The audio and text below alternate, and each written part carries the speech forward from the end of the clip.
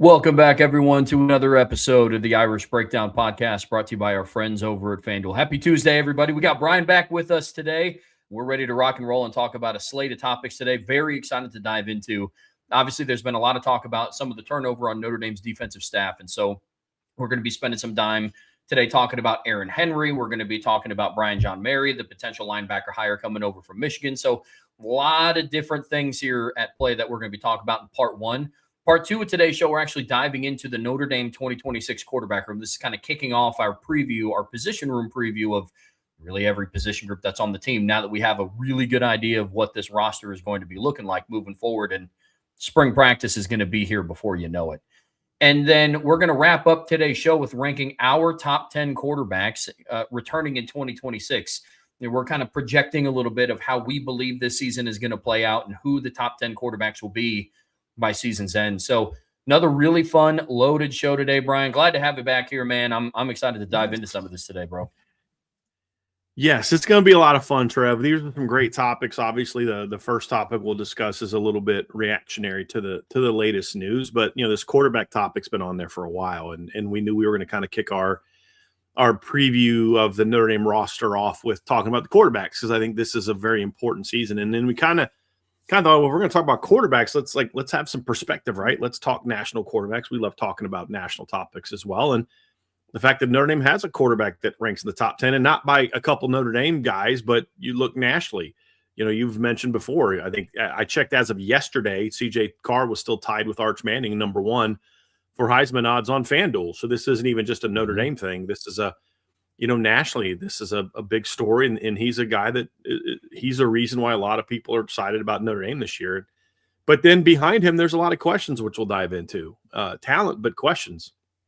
And then we thought we'd wrap up with, well, let's talk about the best quarterbacks in the country, Trev, because this is an absolutely loaded year at quarterback. And that matters for Notre Dame because you can't just have like the by far best quarterback in the country and then nobody else really has anybody that can match that guy. This is a loaded year nationally, which means it can't just be the CJ Carr show. Other parts of your team are going to have to step up and perform if this team is going to reach their full potential. But it's going to be a fun discussion, Trev.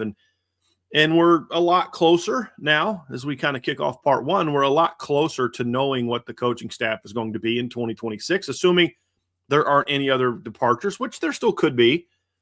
But obviously, you mentioned Aaron Henry has been hired as the secondary coach. That none of this has been announced by Notre Dame. By the way, they haven't officially announced it, but I think it took them like a week to announce that Charlie Partridge was the hire when he was made.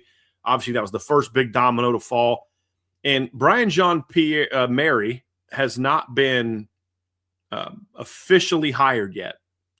He's still kind of going through the process, but barring something unforeseen happening, he will be the hire. So just keep that in mind. That is not a done deal from the standpoint of the interview, I believe, is happening either today or soon. He has to still get on campus. He has to go through the background. I don't think that's going to be an issue. So barring something unforeseen, I expect him to be the linebacker coach, which means we now know what the coaching staff is going to look like, Trev, in 2026. And as you kick it off, the first thing to talk about is this is a brand new staff. And what does that mean for the team? And we're going to dive into all this stuff. But, Notre Dame made a run to the title game in 2024. And for 9 games in 2025, the defense played at a very high level. And there was a group of coaches that drove a lot of that. You look at the job that Mike Mickens has done, that Al Golden did building the defense, that Al Washington did, that Max Bullough did. And now you look at it in just 2 short seasons, they're all gone. And it's now, this is now Chris Ash's defense fully. These are assistants that he wanted. This isn't a good or a bad thing. This is just a statement of fact.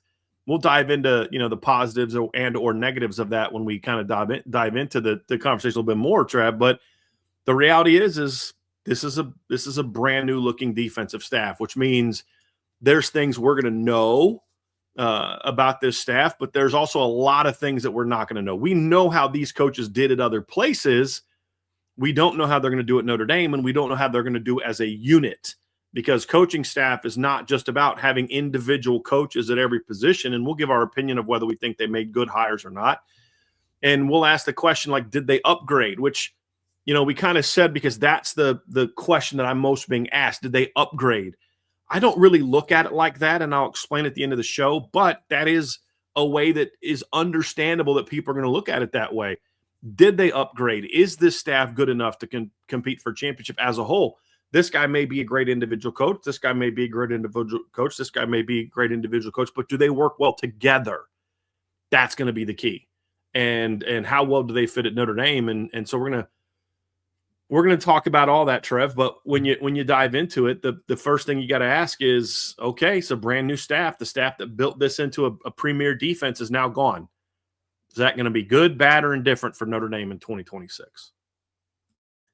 I mean, I think that's the $1 million question. When you have the level of success that Notre Dame had on defense the last couple of seasons, in a perfect world, sure, Al Golden is still here and Mike Mickens is coaching the DBs, and Al Washington has continued to groom a defensive line room, and Max Bullock continues to groom as a premier linebackers coach in the country. But at this level at coaching in college, position coaches are held in high regard, and a lot of them are looking for that next move, whether that's at the place that they're currently at or if it's at another destination. It's an unfortunate pill to swallow, but when we talk about, is it good, is it bad, is it indifferent? Unfortunately, if I had the answer to that question, I'd feel a lot less restless. But this is another one of those that we just kind of have to file into the column of, well, we're going to have to draw some inferences. This is what I saw in film of what Aaron Henry did at Illinois with the secondary. This is what I saw Charlie Partridge do on film and what he produced as a defensive line coach at Pitt. And this is what we saw Brian Jean-Mary do when he was the linebackers coach with Michigan. And so a lot of this we won't get answered until we get into spring and then into fall camp. And then obviously when we sit on the field on September 6th against Lambeau, and then it's just going to be a constant evaluation. The thing I'm going to be very interested to see with this defense is, I've said this before, we're having two very different sample sizes. In 2025, they had a new defensive coordinator, but the exact same support staff in Al Washington, Mike Mickens, and Max Bullough. This year, you have the same defensive coordinator and then all new assistant coaches. Which one of those is going to take the day? Do they meet somewhere in the middle? Does that mean continuity at the start and then they continue to build, or does it look a little bit more in the beginning what it looked like last year?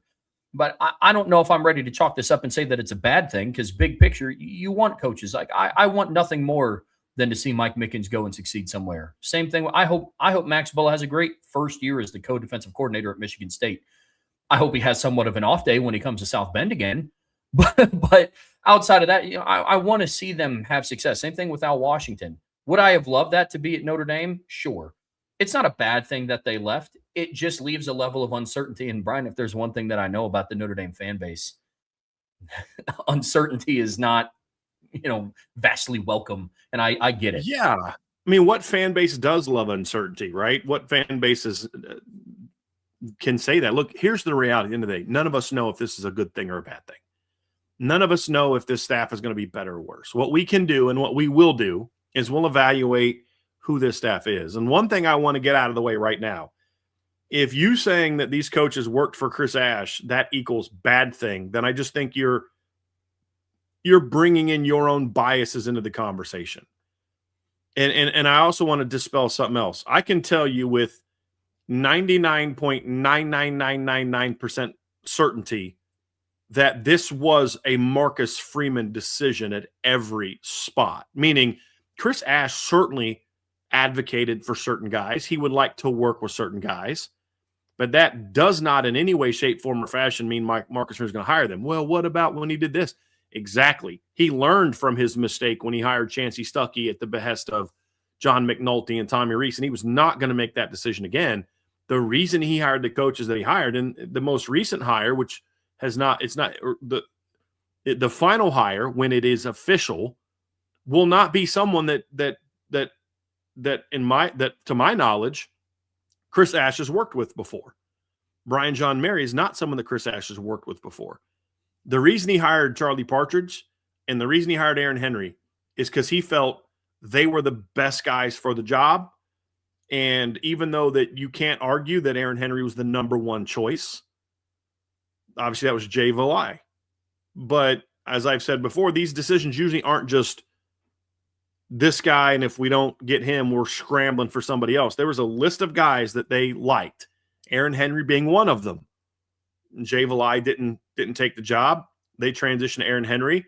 This is someone that Marcus Freeman has a lot of confidence in, who's been an assistant coach for over a decade, and he had 1 year as an assistant under Chris Ash. Now, he played for Chris Ash on some pretty darn good Wisconsin teams that played in like 3 straight Rose Bowls at one point in time. So, or actually it wasn't 3 straight Rose Bowls. It was 3 straight big, really good bowls, and had a lot of success, won, 10 plus games and things along those lines. So these are guys that have proven success at other places, some with Chris Ash and some without Chris Ash. Obviously, Charlie Partridge had success with Chris Ash in Wisconsin. He had even more success at Pitt without him. These are guys with proven track records. These are not mouthpieces for Chris Ash. They're just going to come here and just take what he says. And those, he's bringing them in here because these are guys that he trusts, and these are guys that Marcus Freeman feel are good enough to be successful here. So I think we're just going to get rid of that now and not address this again. And anyone that wants to try to discuss this is like, well, they're Ash hires. Okay, you're just going to be ignored from now on because that's just not the reality of it. These guys were hired because Marcus Freeman thinks they're the guy.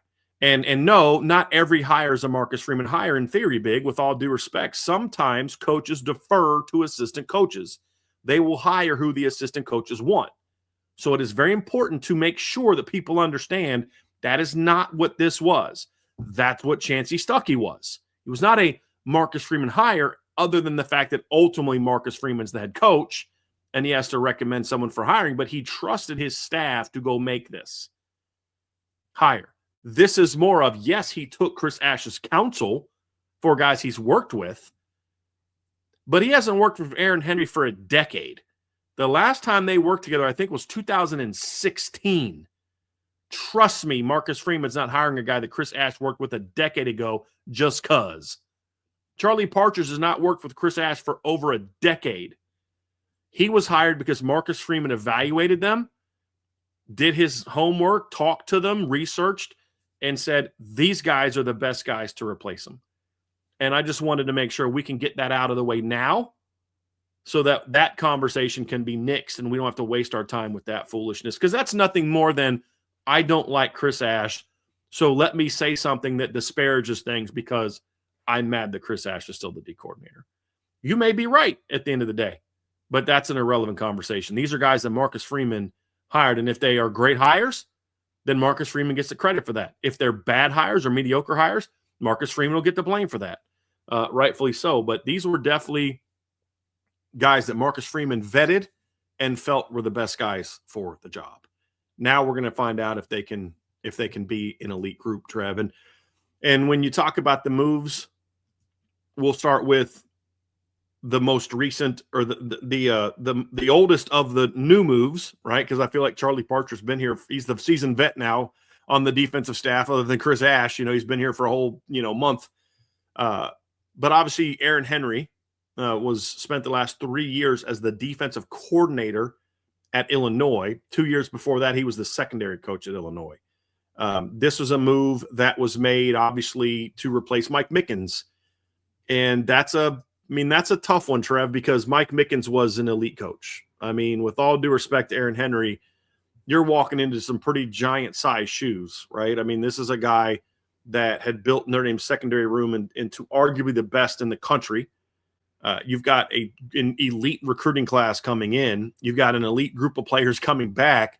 In some ways, Aaron Henry's job is going to be very challenging because you're going to be held to the standard of Mike Mickens. Fair or not, that'll be what he's expected to do.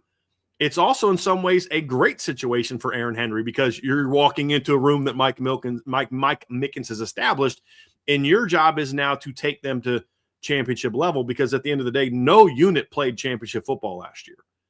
Every unit played a role in Notre Dame losing both of the first 2 games, including the secondary, which had major struggles in the second game of the year. So your stance now is like, okay, you're walking into, you got some giant shoes to fill. Don't go in there thinking you have to be the anti-Mike Mickens. Don't, like some coaches do that. I heard that the running backs coach did that. Like, hey, look, I got to deprogram them from all the things that Dylan McCullough taught him. No, that's silly. Don't do that. But build on the foundation that was established. embrace the foundation that was established, and then put your stamp on it and say, hey, here's the things that we're going to do. Here's the level of improvement we're going to make. And that's what Aaron Henry has in front of him, Trevor. You're talking about a guy that's been a defensive coordinator. There's a lot of talk about he's going to be the co-coordinator. That I was told by somebody at Notre Dame that has not been decided. I won't be surprised if they just simply go with what they've had before, which is pass game coordinator, run game coordinator. That would be what I think they're going to do. But he's obviously been in Illinois for 4 or 5 years. He was at Vanderbilt in 2020.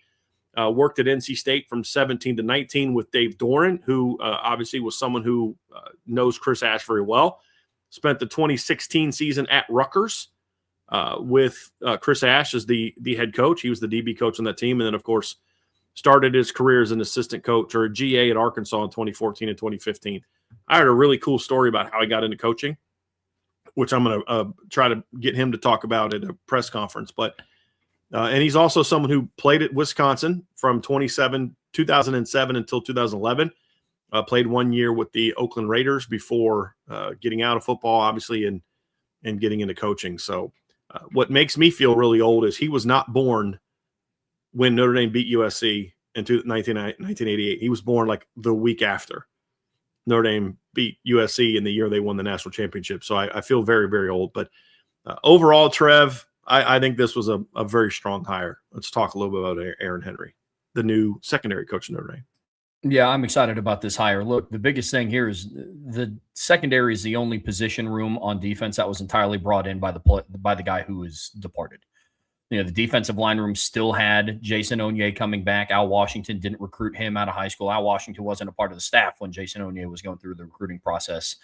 I don't know how big of a hand Max Bulla had, if any, in bringing in guys like Jalen Sneed, who's going into his 5th year. But every player on that 2D, really in the entire roster in the secondary, I believe Mike Mickens brought into South Bend. That's going to be a challenge for Aaron Henry to come in and immerse himself within those players. What he has to be able to do is remain authentic to himself. You have to coach up to the standard. You don't have to coach up to Mike Mickens. And that's going to be the biggest task ahead of Aaron Henry. And if he's able to do that, I have full confidence that strictly just based on the talent in the room, and you could come up with a different slogan. You don't have to keep deny my man. You don't have to keep any of that stuff. But what is the standard of cornerback play? I think once Jaywan Sider understood what the standard Although of that running is back a play pretty was, sweet saying that it would be kind of cool if they did keep it. Like it still would be, because it's a great mantra. But yeah. And I also think if he did that, it would be a bit of an ode to, hey, guys, I'm not trying to come in here and act like your coach didn't know what he was doing. We're going to keep this mindset, and then we're going to do it a certain way. But to your point, though, you shouldn't feel compelled to do it for any other reason that you think it's like, hey, let's build on it the right way. Correct. Be your own self. I think great. Yeah. If keeping something like that would be authentic to you, then your motto for 2026 for the secondary should also be deny my man. But if your whole thing is going to come in and you basically want your name to be Mike Mickens 2.0, players are going to start to see through that, because to them, you're not Mike Mickens 2.0, nor should you strive to be that. I think the running back room picked up a lot of steam when Jaywan Sider started to understand. It's like, okay, this is the level of play expected from running backs at Notre Dame, not let me try to, unlearn you a lot of things that you learned under a previous regime.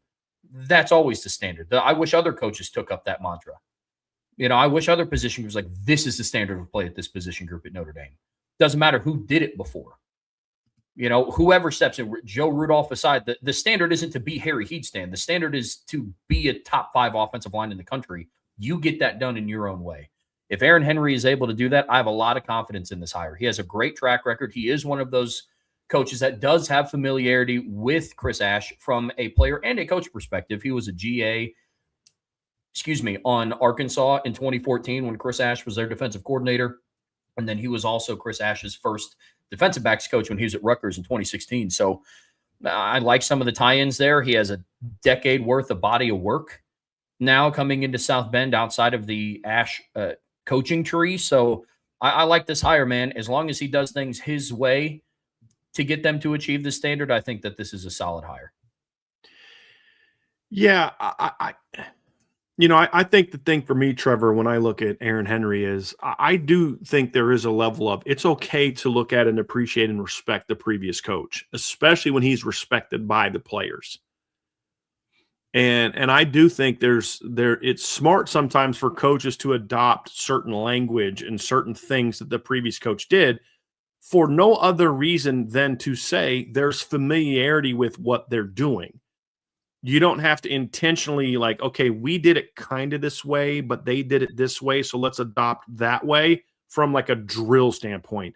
A phrase, hey, Mickens use this word, I use this word, but to make sure that they don't have to learn a new word for the same exact thing, I'll use that word. Kind of like when coaches come in and adopt certain language to their own playbooks, right? But to your point, he can't go try to be Mike Mickens, and meaning like, okay, Mickens taught this, so even though it's not what I'm good at, I'm going to try to teach it the way he taught it to. No, you got to teach aggressiveness with your way, with what you know. You've got to teach footwork and things that you know and that you believe in, and try to get them to that next level. Because there is improvement that can be done with this secondary and consistency and things like that I think Mike Mickens would have done, but now it falls on Aaron Henry to do and make sure that you're getting the most out of this unit.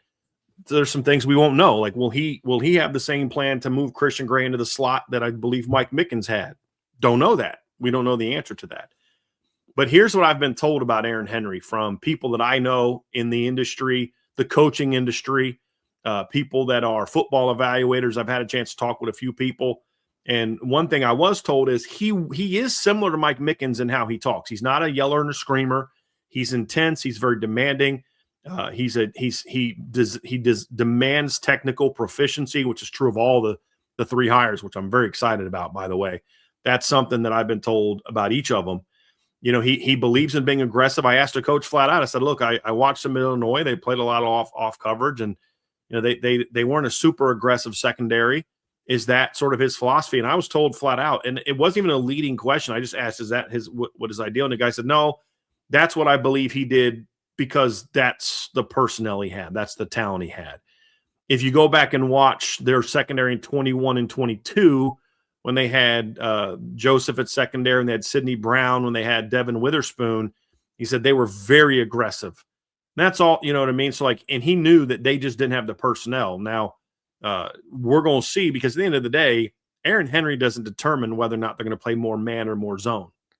That's determined by Chris Ash. But he is someone that I was told believes in being aggressive throughout the phase of playing, running a route and covering a route. We'll see how it goes. And their first two secondaries were outstanding. They were disruptive. They turned the ball over. They got their hands on the football a lot. They were physical. And when you watch even their defense the last couple of years, there were some schematic things I didn't love.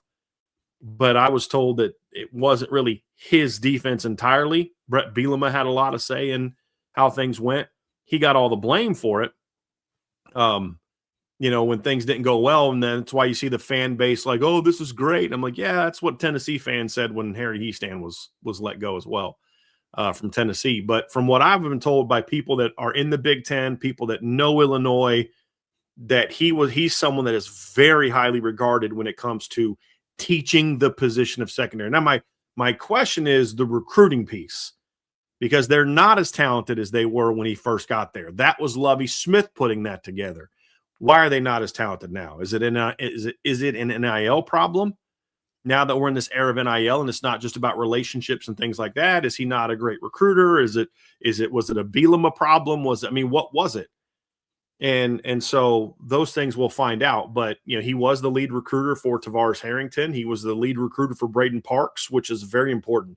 He was the lead recruiter for Ace Alton, which is obviously a very important player that Notre Dame wants to keep in the class. So, you know, those are all things that we're going to have to learn about Aaron Henry. But all I can say is, from watching the film, Trevor, I think I've sent you five games or from 2025 and then 2 games from 2022. We've had a chance to dive into a lot of that. Very technically proficient, good tacklers for the most part. And when you go back to when he had the dudes, that secondary that he had under Ryan Walters, very aggressive and very effective, very disruptive. So those are all things that have me feeling like there is no Mike Mickens out there, in my opinion. But Mike Mickens wasn't Mike Mickens when he got hired at Notre Dame either. You know, he had been at Cincinnati for a couple of years and then was at Bowling Green before that. You know what I mean? So actually Aaron Henry is even more established than what Mike Mickens was when he got here. Obviously, Mike Mickens became an elite coach at Notre Dame. Now that's the standard that Aaron Henry has to live up to, is you've got to be an elite coach, because that's what's needed in the secondary to develop and recruit an elite defensive secondary that can help lead you to a championship. But I'll just say this. I have yet to hear a single concern about Aaron Henry from the football people that I talked to. And I didn't know that if you saw some, Trev, I'd love to hear them. I didn't see any red flags technique wise watching Illinois' DBs. There's some things I'm like, I hope Notre Dame doesn't run that coverage. I hope they don't make that blitz call. But from a point about just how the secondary was taught on how to play the game, I liked what I saw on film, and I like what I've heard from my sources in the coaching world and in the evaluation world. Yeah, we share the same sentiment about the defensive backfields that he puts out onto the field. The biggest disparaging gap between the film that you sent in 25 versus 22 was honestly the talent gap. They were still technically proficient. It's just, Sidney Brown could not get it done, or Sidney Brown got it done the way that their 2025 field corner just couldn't. Sometimes that's just a talent piece, but there are some little things that Mike Mickens was great at teaching his DBs at, that I think Aaron Henry is also great at teaching his defensive backs at, knowing when to shoot your hands, knowing how to leverage well, being aggressive with your hands at the point of attack, flying downhill, good tacklers to your point. So there are a lot of similarities that I like. There are. So I'm excited to see what he can do with this level of talent in a defensive back room, because between both hires, or between both, really candidates that we're talking about today, between Aaron Henry and then Bryan Jean-Mary, they're both walking into extremely winning situations. Aaron Henry's walking into a defensive back room that returns Leonard Moore, Don Schuler, Tate Johnson, and Christian Gray. And Bryan Jean-Mary is walking into a position room where they return every single linebacker that was a part of their 2025 rotation. So talent is not the shortage here. Very similar to when Jay Sider took over the running back room, when Chris Ash took over the defense in 2025. Talent is not the shortage. Now I'm just excited to see what they can bring as far as a coaching perspective. Very, very interested to see how that goes. Let's move on to Bryan Jean-Mary, Trev, and talk a little bit about him, talk about his background. The one thing you see from him is a lot of experience working under Charlie Strong, which as a linebackers coach is something I liked to see very, very, very much. 100%. Like, he is another very seasoned, again, more seasoned than what Max Bulla was before Max Bulla took over the linebacker room. We're talking about somebody, he was Michigan's linebackers coach from 24 to, well, he's their current linebackers coach. He was also the linebackers coach for Tennessee from 21 to 23. He had left for Georgia Tech this offseason. Just a quick note. But yeah, he was Michigan's linebackers coach through 2025, and would have been if there wasn't a coaching change, because their head coach was. Yep.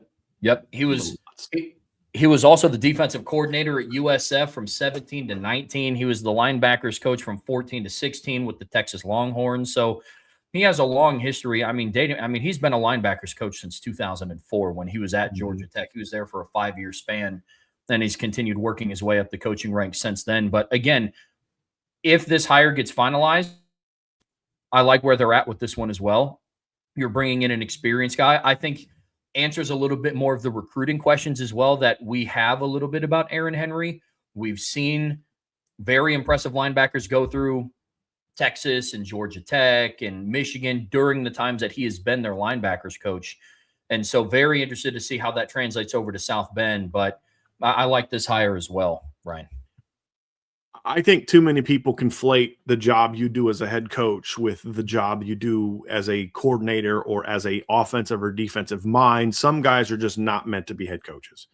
Doesn't mean they weren't great at what they did, which led to them becoming a head coach. And that's kind of how I feel about Charlie Strong, although he did pretty good at Louisville. Coach Strong obviously wasn't as successful coaching at Texas, for example. He wasn't quite as successful. He was solid at South Florida. I don't think he was great. He had a good first year, not a great second year, bad third year, and he got fired. At Louisville, he was very good. Went 7-6 for 2 years, 11-2, 12-1, got the Texas job, had a losing record every year. But look, there's a reason that Charlie Strong got that job. There's a reason that Lou Holtz thinks the world of Charlie Strong, who he worked for Coach Holtz for 2 years. And then I believe I could be wrong on this, but I believe he worked for Coach Holtz at South Carolina as well. Let me just go look at Coach Holtz's.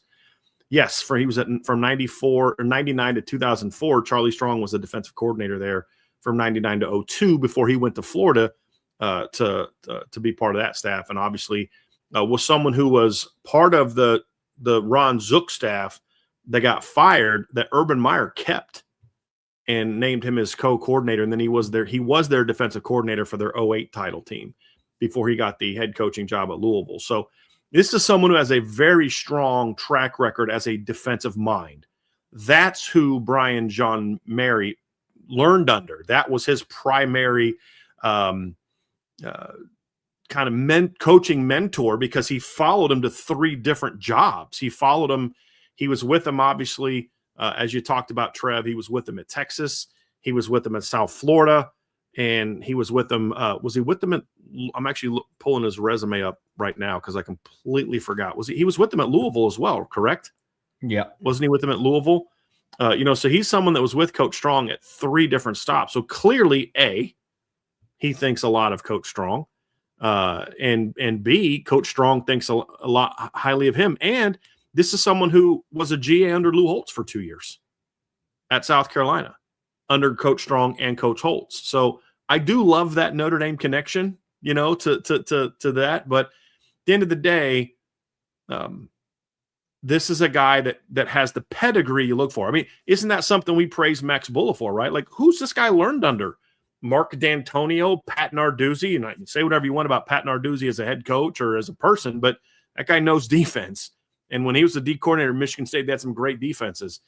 He also spent some time under that dude from Tuscaloosa. What's his name that won all the titles? Oh, yeah, Nick Saban. And then he learned under Marcus Freeman as a position coach as well. I don't. They're not the end all be all, but I do like those things when you have someone who clearly has a history with a coach or coaches, and I think that's true for Bryan John Mary. Is I love the pedigree working under Coach Strong for the times that he did.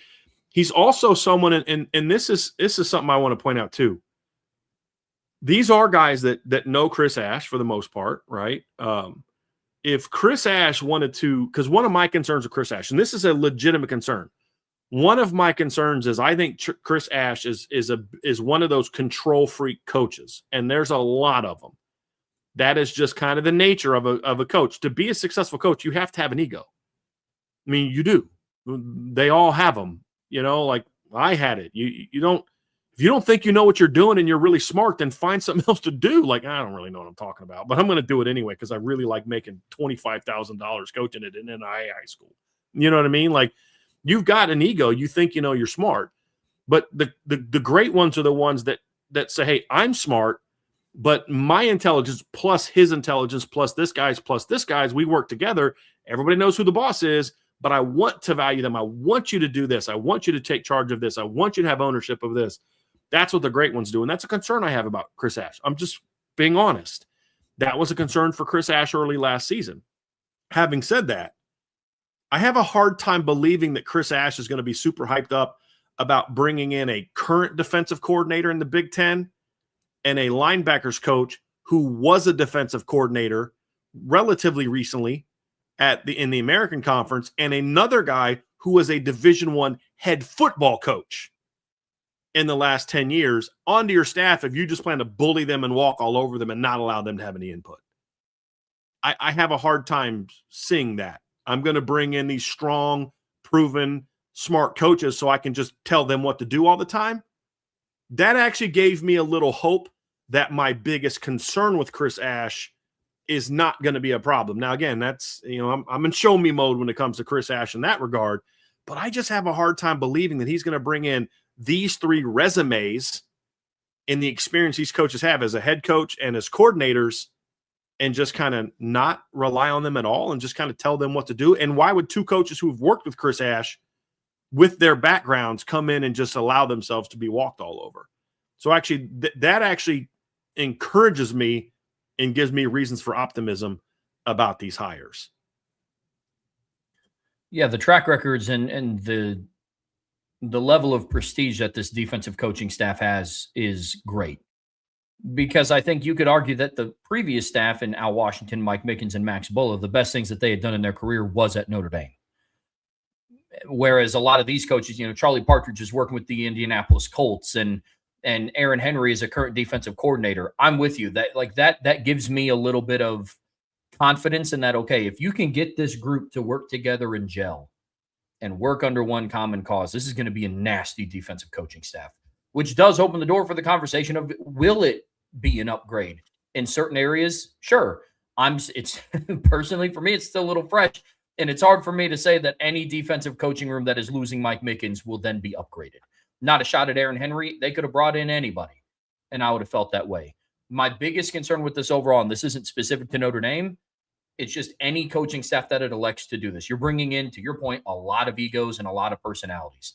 If they can all work together cohesively, that is going to be a nasty group. And to your point that you brought up in earlier shows, you're going to have disagreements. That's football. It's everybody's passionate about it, or else Charlie Partridge and Chris Ash and Aaron Henry and Brian John Mary wouldn't have gotten to the point that they were at if they weren't passionate about the game. With that being said, sometimes you can be in a situation where there's too much of that. You think of like super teams of players, and it's like, oh man, if they can all work together, who's stopping this team? And some years they put it together, and other years there's locker room issues. I'm not saying that's going to be the issue, but that is the concern, at least in my eyes, when it's like, okay, you're bringing in a lot. But that's why it's important to bring in people that have a connection with Chris Ash. Right. Like, here's the thing. If you have worked with Chris Ash before and you don't respect him, you don't want to listen to him, you don't want to, follow his leadership, why the heck would you come work with him again? It's not like the coaches that came didn't have other options. I mean, Aaron Henry was not fired at Illinois. He was going to be back at Illinois next year. Charlie Partridge was not fired from the Indianapolis Colts. He could have gone back there. He could have taken any other job there. Trust me, if Charlie Partridge was a free agent and coaching, there'd be no shortage of suitors for him to coach the D-line. Same thing with Brian John Mary. He had taken the job at Georgia Tech for good money. He made over $1 million at Michigan. That's how much Michigan thought of him to get him in there, was to pay him over $1 million to bring him in.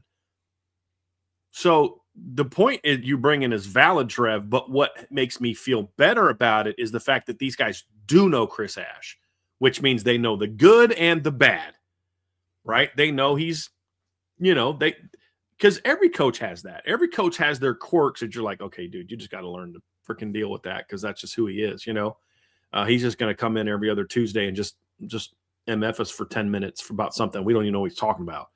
I'm making that up. That's not about Chris Ash. That's just something that coaches deal with. Like, everybody's worked for that coach.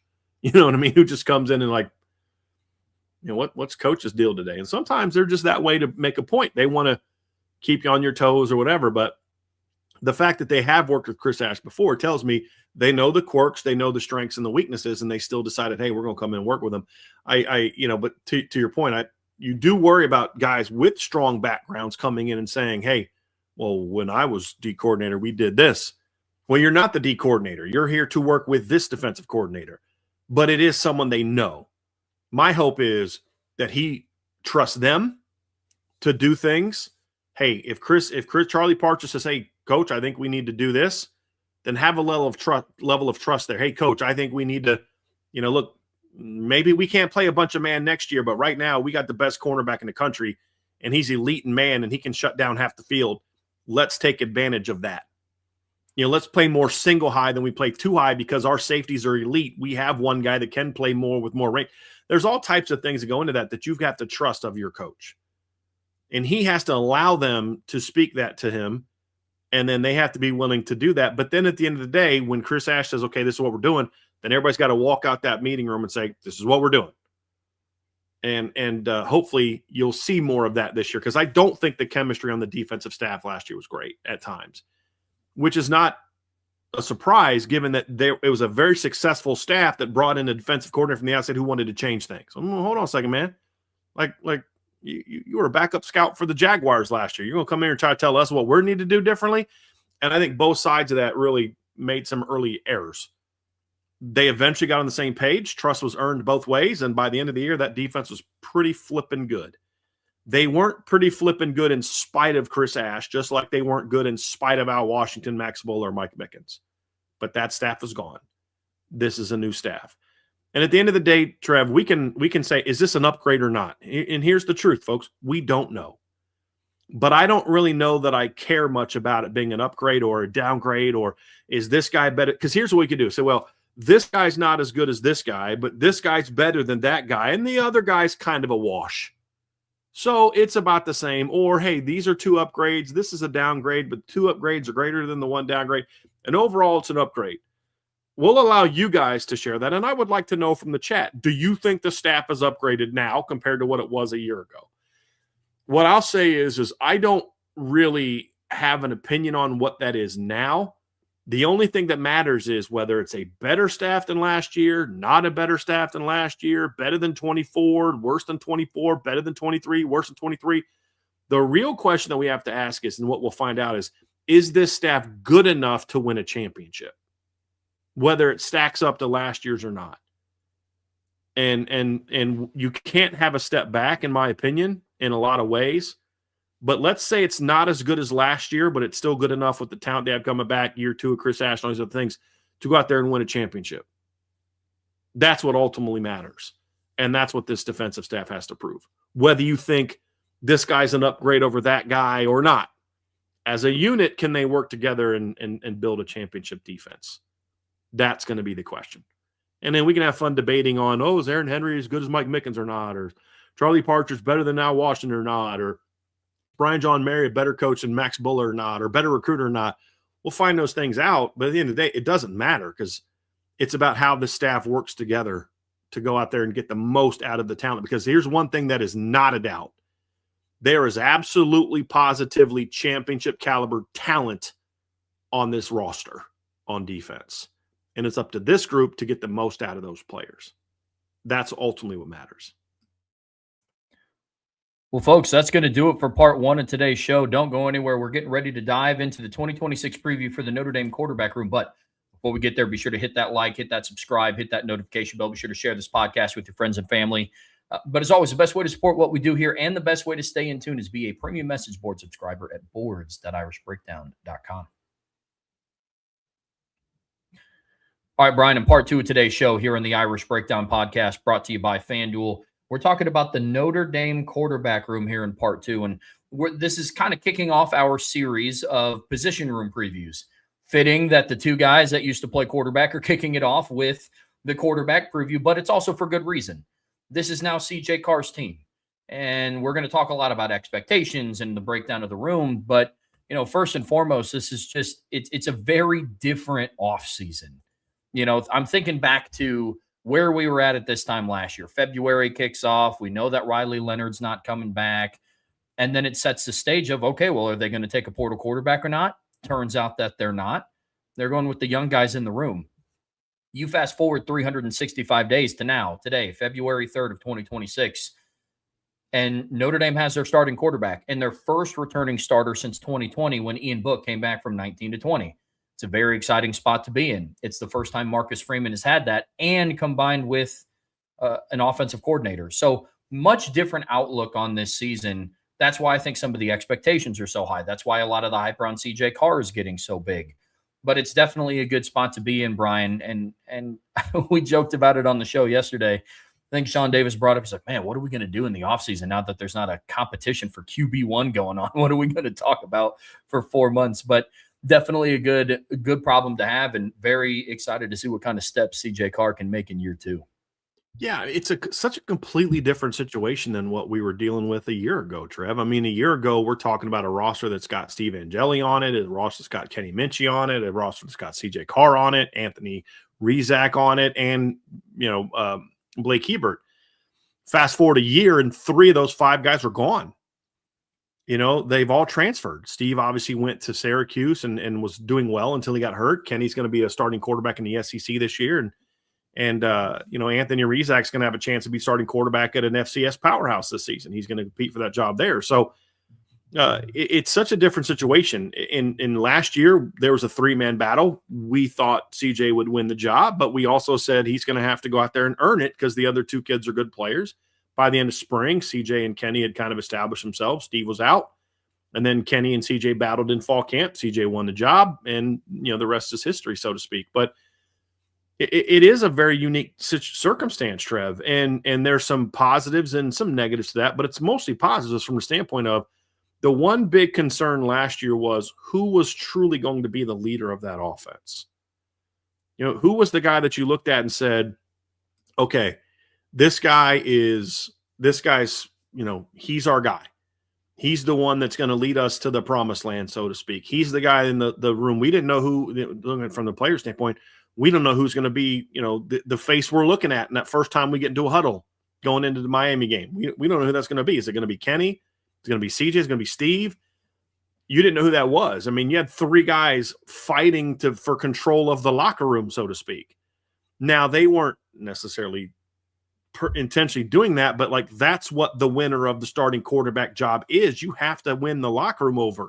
So they were all, it's kind of like, one of those old game shows, right? The locker, they're all trying to say whatever they want to say to get the locker room to choose them kind of thing. It's not that, but it kind of is that in the standpoint of they've all got to present their case for why you can follow me. And at the end of the day, I think Notre Dame had three players who could do that. But one of them was just better than the other two, and now he's the starter. So you go into this offseason, in my opinion, in a much better position than you were a year ago you have your leader. Now, I would argue that the quarterback position top to bottom's not as good now as it was a year ago because of the lack of experience and certainty behind CJ Carr, but they're much better at the top than they were a year ago because you know who that top is. He has experience. He's proven. He's played well in some big moments. But even more so, we know who our leader is. We know who he is. We know how he works. We know what he demands of us. We know what he demands of himself. We know the work he's going to put in. And then for CJ Carr, it's about, okay, now you got to raise your level of play because for you mentally, you're going into a very different situation than you did a year ago. So in a lot of ways, Trev, I mean, he's got to look at this very differently than he did a year ago and become that leader. Because if the quarterback can't take charge of the team, then I think that does hinder your team. Say whatever you want about Ian Book, but the reality is the players believed in him. Whether I did or you did or not, it doesn't matter. The players believed in him. The players believed in Malik Zaire. The players believed in Jack Cohn. Look how they rallied around him late in games in 2021. The players believed in Riley Leonard in 2024. The players last year, you could tell by the end of the year, believed in CJ Carr. Now there's no doubt who that guy is. And I think that is what puts this room in a very different place than it was a year ago as we kind of go through the depth chart. And we'll go through that here in a second, but it's such a different place than it was a year ago. Oh, it is. And it's a place that I'm happy that they're in. Again, I can't tell you the last time last season when they elected to not go to the transfer portal for a starting quarterback. I was ecstatic no matter who was going to be the starter because I knew that Notre Dame was going to have a quarterback for at least 2 years. And that's the first time that I'd seen that from Ian Book from 19 to 20, which is really crazy to think about at a school like Notre Dame. Overall outlook of the room, though, it's eerily similar from an experience standpoint to what the 2023 quarterback room was. Obviously CJ doesn't have as much experience as Sam Hartman, but you had somebody that you had a lot of confidence in coming back as your starter, coming in as a starter. And then behind them, you knew that it was talented, but some questions around, okay, would true freshman Kenny Minchie be ready if he got his moment? Would redshirt freshman Steve Angeli be ready if he got his moment? So a lot of those are very valid questions. Very interesting to see how that's handled this year. And we're going to get to talk a lot about the job of Gino Guidugli. There is a minute portion of the fan base like, hey, Gino's cool, man. He developed CJ. He's good. And Steve balled out. It's like, hey, CJ needs a backup. And right now that is up for debate. And that's going to be up to Gino to continue doing his job. And that's not me saying that he won't. But that's just more in response to some people. It's like, hey, CJ's going to do his thing. Gino just has to be along for the ride. Yeah. And that is far from the truth. That will be a big topic of conversation this offseason, that battle for number 2.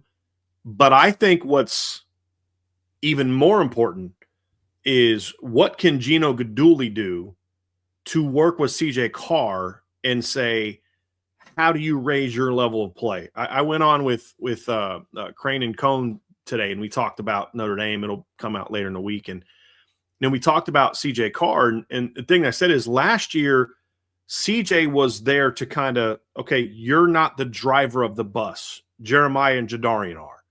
Your job is to distribute the football, go make some plays, and be kind of like a complement to this great running back room. They took pressure off of him last year. Now the role is completely reversed. Now you are the guy that has to carry the offense. You're the guy that everybody's going to be looking to in a big moment. Like, who did we all want to have the ball late in the game last season? Like, dude, I don't care how you do it, but get 4 or 24 to football. You know what I mean? And usually it's 4. But if, it's 24, we're good there too. Now, I don't care if it's a screen, a pass, a handoff, a jet sweep, a reverse. I don't care what it is. Get for the football. Now it's going to be in a big moment. Okay, what's CJ going to do?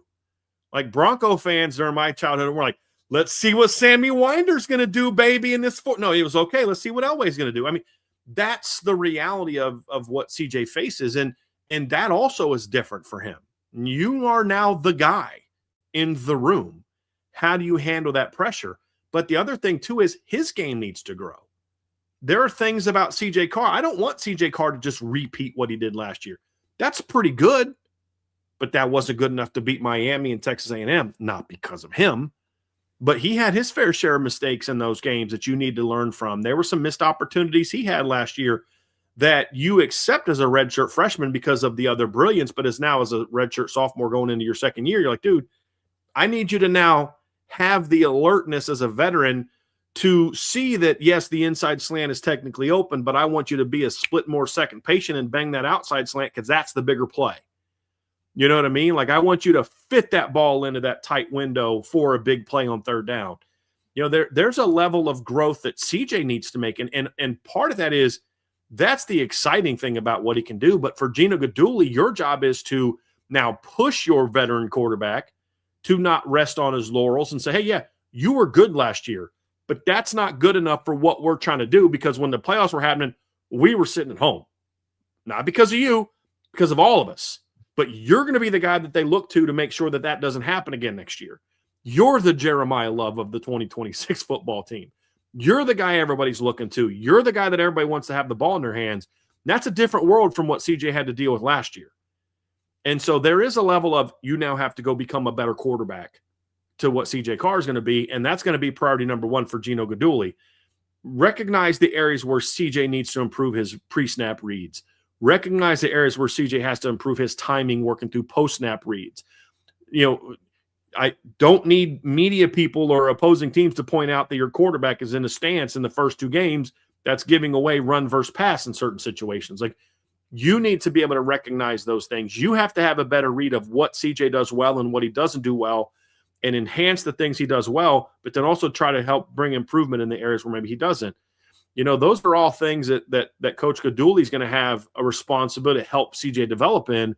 And I think that if he can do that, then maybe we start hearing Gino Guidugli's name mentioned more for OC or head coaching jobs in the future, which I'm still surprised we haven't heard more of so far. But if you can help CJ Carr go from being a pretty darn good redshirt freshman, because wasn't there always kind of that with Trev? Boy, what a great year for a first-year starter. What a great year for a redshirt freshman. There's no, explainers this year. It's just you need to be a great quarterback, period. Yeah, there's no caveat to your point. There is no, you did this well, but what do you do next? And that's going to be the task at hand. And that's a lot of the expectation around CJ Carr. I think back to moments throughout the season where it's like, hey, look, when you're on the road and the team's playing sloppy against Boston College and you're backed up on your 6-yard line, I don't know if you're just going to be able to hand it to Jeremiah Love again. Well, you can't hand it to just Jeremiah Love and he's going to go 94 to the house while looking at the sideline along the way. It'll be, hey, 13, go move the ball down the field type of thing. So that's definitely going to be on his shoulders as well. And he's one of the few quarterbacks that, we're going to talk about not one of the few, but he's one of the more high-octane quarterbacks in the 2026 class as a whole that wasn't playing in the postseason last year. So that's another ingredient that's going to be interesting with CJ Carr as well. But all of that is going to be on his plate this upcoming season. I'm very interested to see how he handles that pressure, what Gino Guidugli does as his coach. But there is also some impactful talent coming in behind him. Obviously, they made the decision to not go to the transfer portal and get a backup quarterback. So for the second year in a row, we're seeing this offense and ultimately head coach Marcus Freeman elect to go with the guys that he has on his current roster. And I think that's a really promising spot to be in if you're a quarterback being recruited to and going into Notre Dame, is knowing that your number will be called at some point. Yeah, the number 2 battle, Trev. It's like, you know what? Look, we don't have a starting quarterback debate this offseason, but we still have a quarterback battle to talk about this offseason. And it's not, I mean, part of it is, well, if something happens to CJ and your number's called, as you said, will you be ready? That's part of it. We're all hoping that the number 2 quarterback never takes a meaningful down in 2026. It's my hope. Is that your hope? I think it's your hope too, Trev. I'm not one of those people that roots for the backup quarterback. There's a portion of every fan base. It's not just Notre Dame where you love the starting quarterback until he becomes a starting quarterback, right? Like, oh, I love that guy, and then he becomes starter, and it's like all you want to do is tear him down, and you can't wait for the next guy. Most fans aren't that way. We all want to see CJ Carr take every meaningful snap at Notre Dame this season. You know what I mean? Having said that, the battle is for if your number is called, who's that guy? But then also the battle is, well, what if CJ goes pro? And I don't think it's a given that CJ goes pro after this year, especially with how deep the quarterback class is, and we'll talk about that later. But you have to at least prepare like that's going to be called upon. This isn't a 2-year plan. If it ends up turning into a 2-year plan, that's great. But the expectation is it's not a 2-year, it's a 1-year plan. It's going to determine, does Notre Dame feel the need to go to the portal next offseason for a quarterback? We can all say, well, now you got Blake Hebert and Noah Grubbs and Teddy Gerard. You need to go to the portal, but what if they don't develop? What if there's not confidence in those 3 the way the staff had confidence in the CJ, Kenny, Steve room? Well, how they perform over the next, what it'd be 10 months is going to determine that, right? Because you're going to go into the portal already knowing whether you're going to go for a quarterback or not. So it's going to be the next 10 months. And then the challenge for Coach Guidugli is you've got to develop that room. You've got to take these 3 young players and you've got to figure out how can we get them to be prepared for, and how many of them can we get prepared to go out there and play should their number be called? Because we have seen, rare as they are, instances where a 3rd quarterback's number has got to be called. And you can say it's rare, but we saw it happen in 2021 when Jack Cohn and Tyler Buckner both got hurt. And Drew Pine had to step into the lineup. So it hadn't been that long ago that we had to see that, Trev. And that's kind of where this is also a big offseason for Coach Guidugli. What's the positive? Well, he's going to have 3 of his pupils are going to be starting Power 4 quarterbacks this year. One of which is considered one of the 10 best returning quarterbacks in college football. The other was likely going to be in the top 3 to 5 of passing stats last year at a Power 4 school. And the 3rd got a pretty big contract to go play at an SEC school despite never playing a meaningful down of college football. That's how much people thought of Kenny Minchie. Well, you could say it if you wanted to, I guess. But what are the odds all of that came true with Gino Guidugli in spite of Gino Guidugli? Now, is he taking 3 bums from a talent standpoint and turning them into great quarterbacks? No. He's taking talented players and enhancing their ability to where they are, those type of players. And so great job there. But now it's like, okay, now you got to do it again with Blake Hebert, Noah Grubbs, and Teddy Gerard, because if you get to the point in time where CJ, let's say he does go down, or ideal scenario for all of us, CJ leads Notre Dame to the national championship, wins the Heisman Trophy, has nothing else left to prove, so he goes pro. I think we'd all take that. You know what I mean? Are you okay knowing you'll lose CJ if it means you win a title and he wins a Heisman? Let me think for a minute. Gee, sure. We're all taking that trade. So now it's about developing those young guys to be ready when their number's called, which could be a year from now. We're having the conversation about which one of these 3 is going to win the starting job. We're having the conversation we had 2 years ago. There's a chance for that. Could you imagine the season? Oh, I know, man. Could you imagine a season where Notre Dame, where they start off very early in January and February, is the favorites on FanDuel to win the national championship, and their starting quarterback is tied for favorite to win the Heisman Trophy, and then it just happens? I mean, that's a season that, yeah, it's worth living for, but that doesn't mean that you can't have a contingency plan behind it. And that's why this number 2 quarterback battle is going to be so important. I'm one of those people that thinks like, hey, like you do, like they should every year. It's not just specific to 2026. You could argue it's more heightened this year, but all chips have to be on the table for 2026. That doesn't mean you purge aspirations for 2027 and 2028.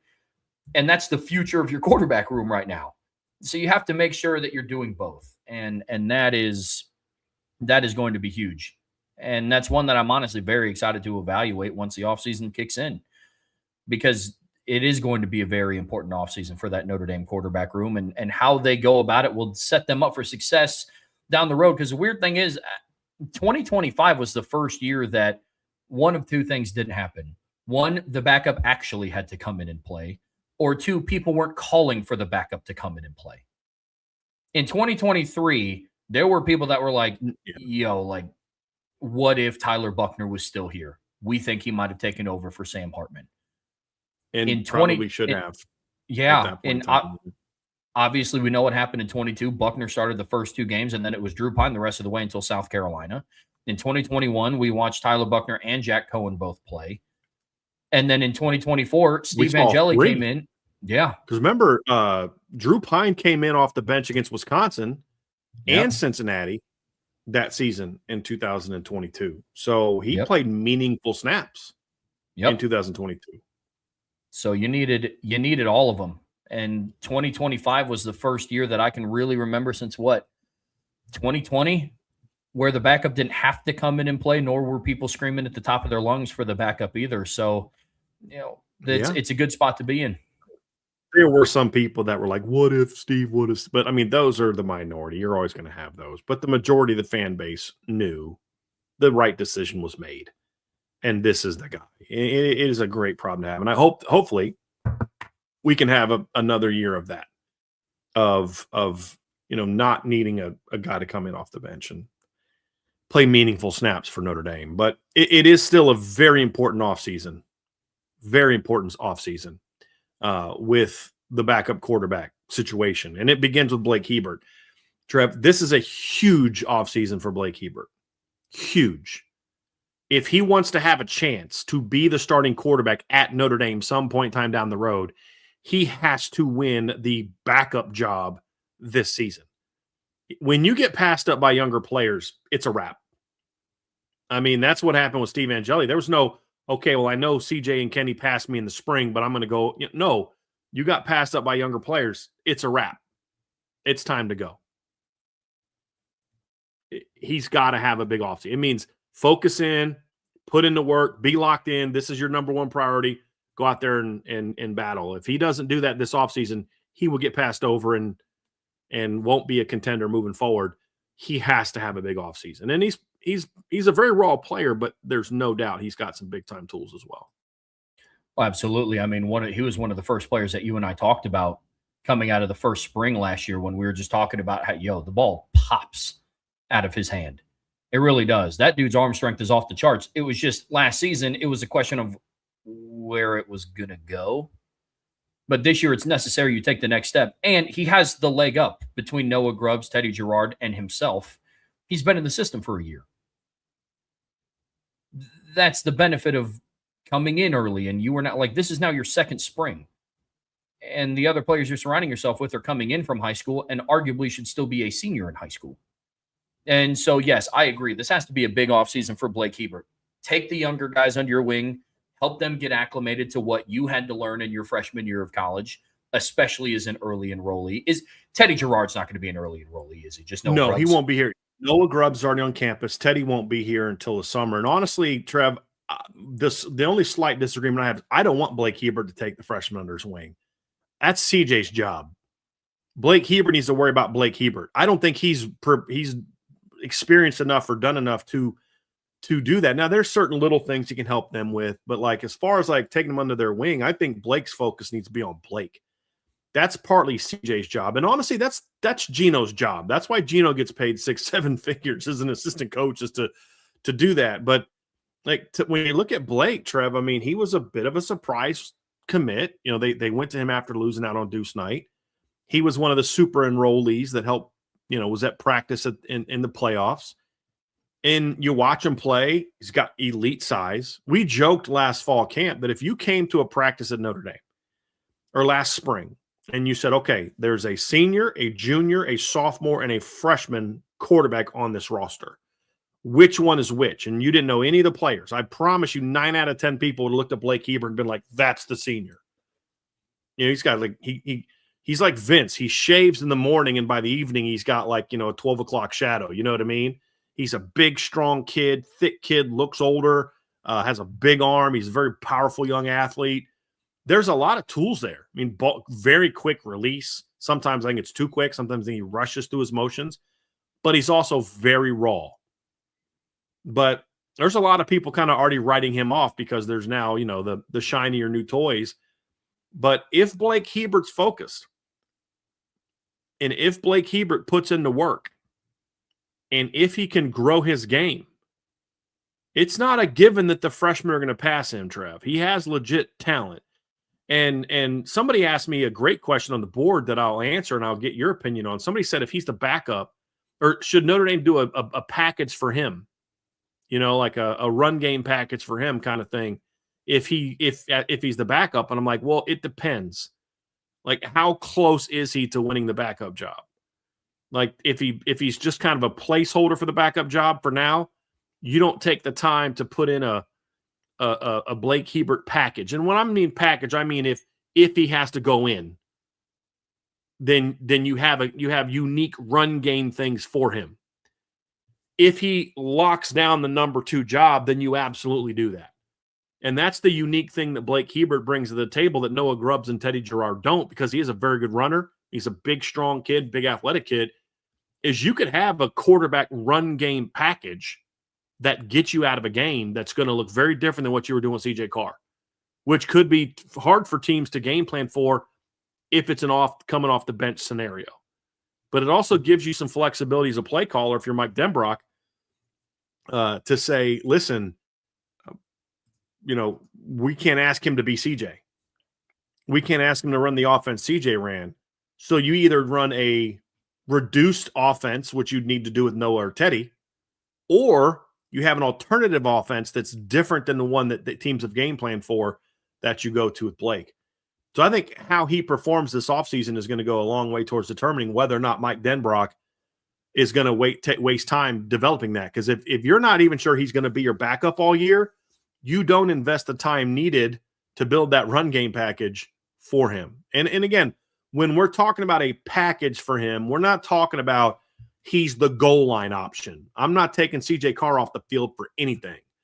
What I'm saying is if, for whatever reason, his number is called, you have things built into your game plan when you're working with the second string offense that looks a little bit different that he can execute if his number's called. That's what we're referring to. But he's got to go out there and lock down that number 2 job if he's going to have that. And so in the spring, it'll be him versus Noah. And we'll see how that battle goes. And then you add Teddy in the summer and for fall camp, which is going to make for a very interesting scenario, which is good. I think in a lot of ways it's good for the quarterback room that Teddy's not showing up. It may not be great for Teddy on the field, but it's good for the room as a whole, because it does mean more reps for Noah and Blake. You get a chance to see what they have. If you in the spring not feeling great about either one of them, then maybe you ramp things up a little bit with Teddy once he gets here. If one of them really emerges, then you can kind of say, okay, well, this guy is not there yet. We have our guy going into the summer. So, and then if Teddy comes in, he's going to have to play really well to push out the guy that ends up at number 2. So I think for Noah and Teddy, it's not so much, they don't need to win the backup job by the end of the spring. They have more time to learn and develop.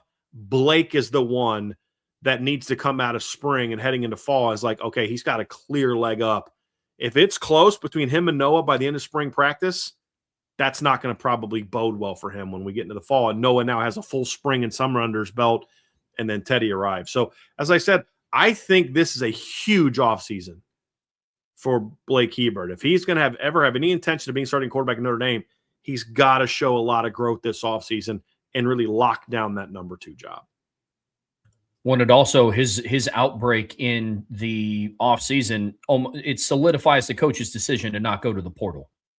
Like, yes, you're bringing in a lot of young talent, but I don't believe, and this is just me, and I could be wrong, but I don't think that Marcus Freeman and Mike Denbrock and Gino Guidugli didn't go to the transfer portal for a backup quarterback because Teddy Gerard was going to be here in the summer.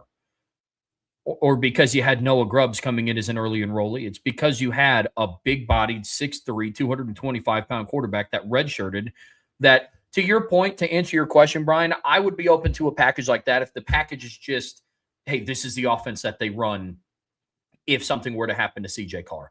That I'm on board for. But by and large, I'm opposed to any just quarterback package. I watched it in 2021, and I even understood why they did it in 2021. But by and large, I am opposed to it. But if it's I'm not talking about a quarterback package in a game, though. Just so we're clear. I know I said that. Yeah, I was saying, like, if it's per the confines of what you're talking about, like the package is just the offense that you run. If something happens to CJ, then I'm all on board for it. Correct. But by and large, I am not open to just, all right, CJ, this is Blake's drive and we're going to run QB counter. That's not what I'm open for. If you were going to do that, last year would have been the year to do that. Because you had a guy that was proven at that. I mean, you had a guy that established in college football, Trev, that he could do that. And CJ was a first-year starter. If you were ever going to do that, it was last year, to your point. And as you said, it made sense to do that in 2021. It was smart to do that in 2021 because you didn't have the running game. I would actually argue if you had a Tyler Buckner type of guy this year, there might be some merit to that in a certain short yardage goal line situation because you don't have an established number 1 back. But again, when you have CJ Carr and guys that have never taken meaningful downs, you are not going to do that. And I am 9 times out of 10 not a fan of that. I think there's times it's made sense. It made sense for Tim Tebow in 2006. Made total sense to get him that package. Blake Hebert is not Tim Tebow. You know what I mean? And CJ Carr's not Jack Cohn. I mean, part of that too was there's a lot of uncertainty at running back. You know, behind Kyron. It was like Kyron was the guy, but like after Kyron, it was like, what else do you have to run the football? And Jack was absolutely immobile at quarterback. So it was a nice change of pace. CJ's not that way, as we saw in the Miami game. I'm not running a lot of design run game plays for CJ Carr, but I don't think you have to with what they have at running back. But, you know, like you said, though, but to your point, Blake's got to give them a reason to design that package. You know, because you're not going to waste time, because that's a lot of practice reps, as you know, to get that kind of run game that's different from what you're doing with CJ. You don't waste the time on that if you're not sure that that's your number 2 quarterback for next year. So we'll see what he does. And then for Noah Grubbs, I don't think Noah has to come in and beat out Blake Hebert day 1. I think Noah just has to show promise in the spring. Show promise like, hey, he's not there yet, but this kid showed us something. His arm talent, his work ethic, his ability to read the defense, his ability to process, his ability to get the ball where it needs to go. Like, he doesn't have to beat out Blake Hebert. He just has to look like, okay, this kid belongs. And then during the season and then next spring, he'll get his chance. But there is some level for Noah of you've got to look like you belong, though, in your first semester. I mean, that's just kind of where you are. You got Blake ahead of you. You got Teddy coming behind you. The playoff version of senior year Lake Mary quarterback Noah Grubbs that won Mr. Football needs to be the one that we see this spring. It's not as important for him to do that as it is for Blake. But if he does show that, I think it gives him a chance to because I think the most forgotten guy in the room is not Blake Hebert with Teddy Gerard coming in. It's Noah Grubbs. I think Notre Dame fans just kind of, for the most part, just assume that Teddy Gerard's going to be brought in because I think they also work with the assumption that they think they brought Teddy Gerard in because there's no faith in Noah Grubbs, when in reality they brought Teddy Gerard in because they know there's a chance in 2027 they're going to need a new quarterback, and they want all 3 of their quarterbacks that they've recruited to have that chance to compete. And it was going to be almost impossible for Teddy Gerard to have a legitimate chance to win that job if he was a early enrollee freshman next spring compared to a guy that will have a full semester, a full season under his belt. That's why they did it. It's not because they don't think Blake Hebert and Noah Grubbs can play. But if you don't prove yourself in the spring and show promise, then it's going to be a lot quicker for them to allow Teddy Gerard to pass you up when he arrives in the summer. Yeah, there's not a whole lot of expectation around Noah Grubbs outside of just continue to grow and be a sponge. I mean, because the first couple of practices, I mean, once spring hits, you could already tell. We saw it last year with the incoming true freshmen. Very much drinking out of a fire hose type of mentality with some of them. You know, it's just like, because Notre Dame practices, and I know we've talked about on these shows before, it is efficient. I mean, they do what some other programs do practicing in an hour and a half that it takes some other programs to do in, 2.5 hours. It's very efficient. It's done with a purpose. And I love that. That's how I like to practice. Like, I hated standing around waiting for the coaches to figure out what we wanted to do next. Notre Dame's, it's very efficient and it's very businesslike. So the expectation for Noah Grubbs isn't, hey, come back in and create as much distance between you and Teddy Gerard because he's coming in this summer. And you got it. For him, it's just focus on your own personal development. Yeah. Yep. And if he's able to do that, him moving up the depth chart will just be a byproduct of him focusing on self-improvement. Yep. Very excited. And that's true for Teddy Gerard as well. Like, yep, they're competing against Blake Hebert for the backup job. They are. Notre Dame coaches don't want them coming in just assuming they're going to be the backup quarterback. I mean, or the third string quarterback, or they're just assuming they're going to redshirt, not play. They want them coming in to compete. But I think the point you made, which is right on, is, but they're not saying, hey, Noah, you got to come in and beat out Blake. Or, hey, Teddy, when you show up, you're behind, you got to beat out Noah and Blake. No, it's Noah, you got to come in, put in the work, learn the offense, learn how to command the locker room, learn how to command the huddle, learn how to make, process pre-snap reads, know how to set protections, know how to make good post-snap reads, know which side of the field you're going to run to, have a sense of, develop your game to the point where you want to just be able to throw blind. What does it mean to throw blind? I don't actually see my guy, but I know the timing of the play, and I know the route he's running, and I can see the coverage, and I'm throwing it out to that window that I know he's going to get to. Do I expect Noah Grubbs to do that practice 3 of spring practice? No, but that's what you're working towards. It's about becoming the best version of yourself and then letting that take care of itself. And within that, you're competing for that. But it's not so much you've got to be better than Noah, or than Blake, or you've got to be better than Teddy, or for Teddy, you got to be better than Noah and Blake, or whatever. It's about you've got to grow your game and then battle, and then know that a lot of these game situations you are competing against Blake and Teddy. Or if you're Teddy, Noah and Blake. And if you're Blake, you're going against Noah and Teddy. It is a battle, but the focus isn't, did I outplay Teddy today? Did I outplay Noah or Blake today? It's, did I grow my game today? Am I getting closer to being the best version of myself today? And those are all things that we look at and Trev say, you've got to balance that with knowing that there's a competition, right? So, because it's a hard thing to juggle when you are in a competition of saying, dude, don't worry about what Blake does. Don't worry about what Teddy does. Don't worry about what Noah does. You worry about yourself. Grow your game. Be better today than you were yesterday. But still letting them understand, but you are in a competition. And I think not completely avoiding the competition is also good because now you get to learn who really gets to lock in and compete. So it's an easy thing to say for us to say, Trev. It's an easy thing for the coaches to say. It's a hard thing as a quarterback to know I'm in a battle, but I can't think about the battle. I mean, we heard Kenny and CJ and Steve say this all the time. I'm not worried about the other guys. I'm just going out there. Yes, you are. You can say it as much as you want. You are. We would see Steve in practice start to press. If Kenny or CJ went out there and had like a really good drive, we'd see Steve. You could just read his body language that he knows this is, I remember the practice where CJ threw the walk-off touchdown at the end of practice to win the scrimmage. Oh, yeah. And Kenny's got his hands up and he's running down and Steve just kind of like put his head. He knew. He saw. That's a lot of pressure. And then when Steve went to Syracuse and there wasn't really the same level of pressure, look what he did. He looked good. But they know they're in a battle whether you tell them they are or not. But how do you handle that while still saying your primary focus is to better yourself? You can't control what Blake does. You can't control what Teddy does. You can't control what Noah does. You definitely can't control what CJ does. You control yourself, and then let that take care of itself. And that's where we're at. So the good news is that Notre Dame has 3 talented quarterbacks. Now, Teddy's situation is a little bit different. He is, without a doubt, in my opinion, the most physically gifted thrower of the 3. But Teddy's also very raw and doesn't have a ton of high-level experience. Played at a very small private school up until his sophomore year. Went to North Cobb Public School this year.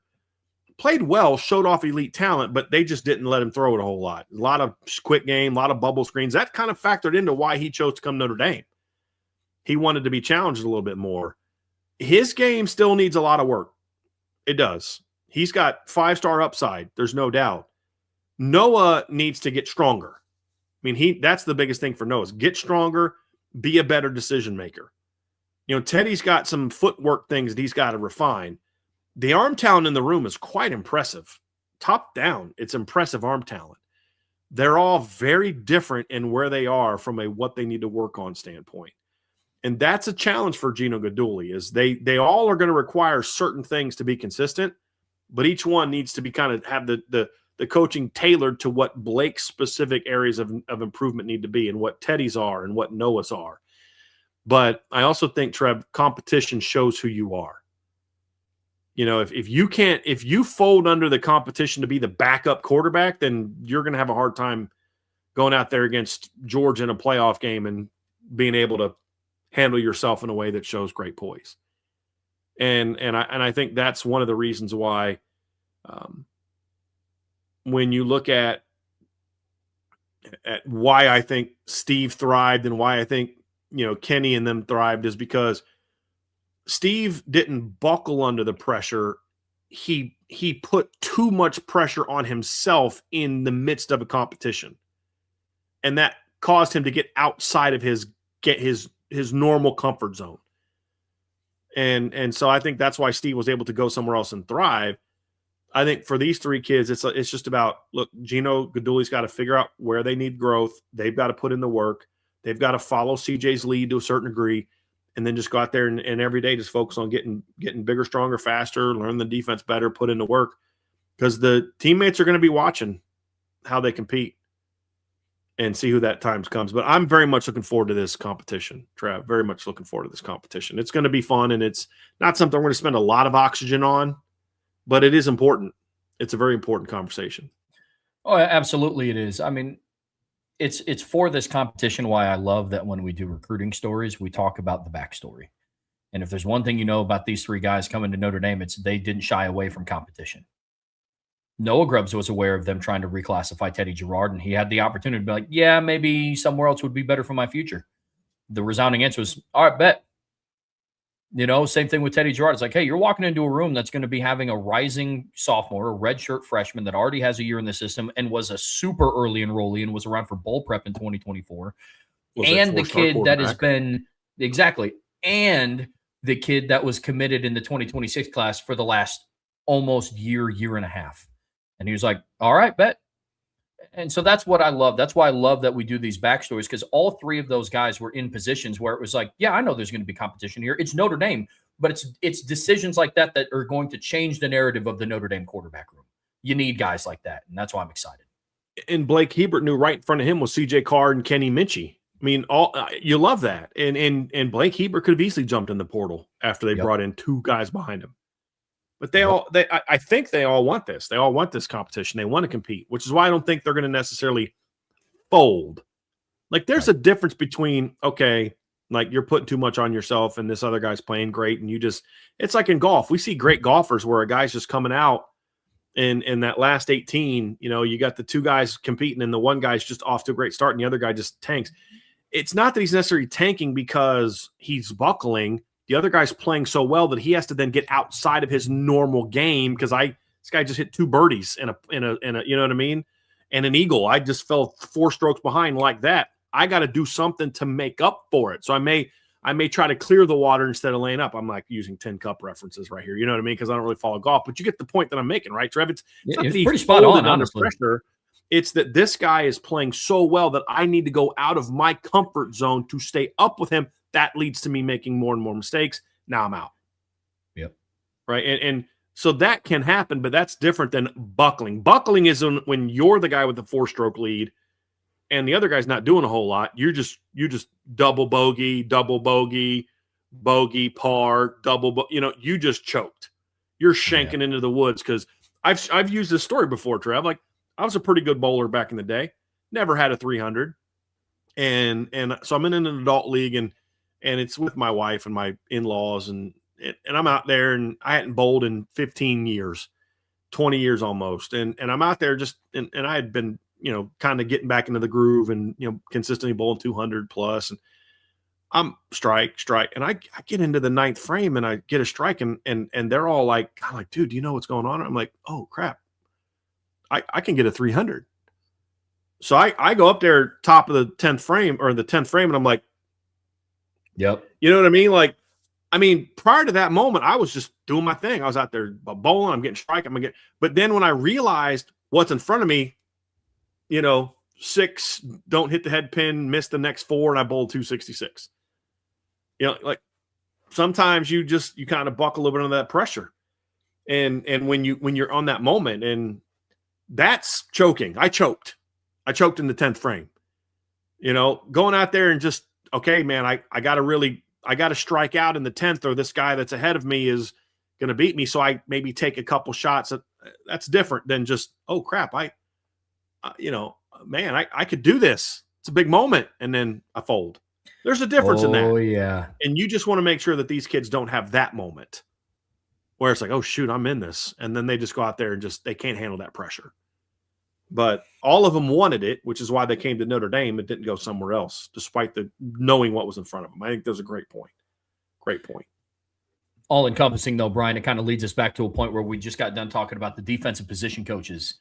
And we look at this quarterback room and say, is Notre Dame good enough at quarterback to win a championship? Now, I think that there's 2 different ways that we can look at this, but by and large, my answer is yes. I think that this Notre Dame starting quarterback will be able to lead them to a championship. I think their quarterback room is in a state where they can have sustained success for a while. But going into 2026, my resounding answer is yes. I agree because I think CJ Carr is good enough to lead them to a championship.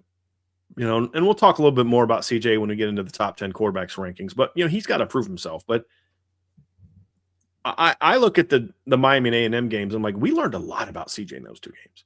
Sure. We learned one, he's a redshirt freshman that's going to make some redshirt freshman mistakes. Throwing the pick on the bubble screen or the now screen where, look, dude, you got to see the alignment of the corner and just know not to throw that ball. You got to know Jaden Greathouse has no chance to get out to that guy and make that block. Hand the ball off. It's okay. Even though this read key technically told you should have gone, hand the ball off. But what did CJ do after that? He led him on 2 straight scoring drives and made a 24-14 game into a tie ball game in the 4th quarter on the road against a team that would be the national runners-up. Yeah, he threw the pick over Jadarian's head. This is a bad play. Allowed A&M to go down there and take a lead. But what did he do when you got into that last drive of the game and it's tied 34-34 and now the pressure of the moment's on CJ? What did he do? Just calmly let him down the field. I still think of the back shoulder through the 3rd down conversion he hit Malachi that game. The slot fade where he fit the ball in between 3 guys of Jaden Greathouse. I think it was 3rd quarter throw. You said, okay, the moment's not too big for this kid. He didn't throw the picks because the moment's too big. He threw the picks because his experience didn't give him the knowledge of knowing what to do in that moment against this type of team. It's Saline High School. He could have probably still thrown that screen and got it off, and they would have got, you know what I mean? But at Notre Dame against Miami, you can't make that throw. He played well in those moments. And that taught us a lot about CJ. And unfortunately, we didn't really get a chance to see him do a whole lot after that in those type of situations because they were so much better than everybody they played. But if you can do it in your first 2, it tells me you've got the chops to do it. The arm talent's there. The mental capacity is there. As long as CJ doesn't let it all go to his head, and this isn't something I'm concerned about. This is a statement I would make about any quarterback in his situation. I don't want CJ giving a rip about the Heisman. I don't want him caring about. I want him saying, what can I do to make myself the best player I can be in 2026? And then that will take care of itself. Because if we get the best version of CJ Carr this year, then you have a quarterback that can not only be part of a championship team, he can lead a championship team, because that's what this question asks. This question doesn't demand that your team is national championship caliber everywhere. There are positions on the Indiana football team that if you just isolate them by themselves, they're not elite championship caliber football units by themselves. As a team all together, there's drivers of a championship, and then there's the complementary pieces. You've got to have some drivers. You can't all be complementary, but you can still win a championship. If we say the receiving core is not a unit good enough to lead the team to a championship, it doesn't mean they can't be part of a championship. There's got to be a certain level of excellence. So when I say that the quarterback room, and the answer to this question is, can this unit be the driver of a championship? If CJ Carr is a starting quarterback for 15 to 16 games this year, that answer is a resounding yes. Where I get nervous is if you have to rely on one of the younger players to do it. I think then you get into, can you win it all with if Blake Hubert's got to play in the playoffs? Yeah. If your defense plays elite, your run game is this, and that he can just kind of, like Everett Golson, ride shotgun, to the real driver, which is the O-line, the receivers, the defense, whatever. But to drive it, then yes, they have a quarterback that can be that guy. There's no question. Folks, that's going to do it for part 2 of today's show. Don't go anywhere. We are getting ready to preview our top 10 quarterbacks. Not really preview, release our top 10 quarterbacks for the 2026 season. But before we get there, hit that like, hit that subscribe, hit that notification bell. Be sure to share this podcast with your friends and family. Anybody that you know loves Notre Dame and college football as much as you do. But as always, the best way to support what we do here is subscribe to the premium message boards at boards.irishbreakdown.com. All right, Brian, it's a moment that at least you and I have been waiting for. We get to preview our top 10 quarterbacks for the 2026 college football season. When I saw this kind of on our Excel spreadsheet that we have shared together for show topics, I got very excited that we were going to sit down and break this down, because you and I have been talking for quite some time that, look, bro, this is going to be an exceptional year. It's gearing up to be an exceptional year of quarterback play in college football, which fed into the overall difficulty of making this ranking. Now, I don't know if they're all going to come out in the 2027 NFL draft, but the list of potential prospects is insane for what's been going on this year in college football. Some are returning home to their new places, like CJ Carr, Dante Moore, Julian Sain, Arch Manning. Then there's others on this list like, Sam Levitt, Brendan Sorsby, guys like that are going into new spots. But very interested to see our list here and how they're going to unfold. But Brian, before we dive into it, I think it's worth noting what type of year we believe that this is going to be in college football for quarterbacks. It's a loaded year at quarterback. And some of them are big-time draft prospects. Some of them are not. Some of them are just really good college quarterbacks. And ultimately, that's what our list is going to be. Who are the best college quarterbacks in 2026? But this is important to know as a fan of college football, because you could sit there and say, well, we have CJ Carr, so we're going to run the table. Well, in theory, yeah, you could. And CJ Carr be a big part of it. But when you have an elite quarterback in a year where there's not a lot of other elite quarterbacks, that's going to be very good for your football team. When you have an elite quarterback in a year with a lot of other elite quarterbacks, that says, okay, you can compete at quarterback with anybody. But to win it all, you're going to probably need some help in other places as well, because there's going to be some anything you can do, I can do better type of battles at quarterback this year in the regular season and postseason everywhere, not just at Notre Dame. And, like when you look at Notre Dame's schedule for, 2026, there's only, I think, one quarterback on the top 10 list that we had, but there was others that are in the conversation of, okay, this guy's not on the list, but, insert discussion of why he's right on the cusp. And in some of the guys they play are guys that would have been in the top 10 in the past. So that's the thing is like CJ Carr could go out there and have a great game, but they're playing a team in the playoffs who also has a big time quarterback, and their defense and their offensive line and their receiver stepped up more than yours did. CJ put the ball on the money, but they dropped balls. I think back to like the 06 Notre Dame USC game. I thought Brady Quinn played his tail off in that game. Like Raymond McKnight had like 3 drop passes. The offensive line let Brady get his face beat in. The defense wasn't stepping up. If you'd have said the supporting cast played just as well for Brady as the USC supporting cast played for Matt Leinart, or actually was it Matt Leinart? Was he the quarterback in 06? I don't think so. Either him or John David Booty. Yeah, I don't think it was. I think Leinart was gone after 05. But I think you're correct. I think it was John David Booty. Yeah, it was John David Booty.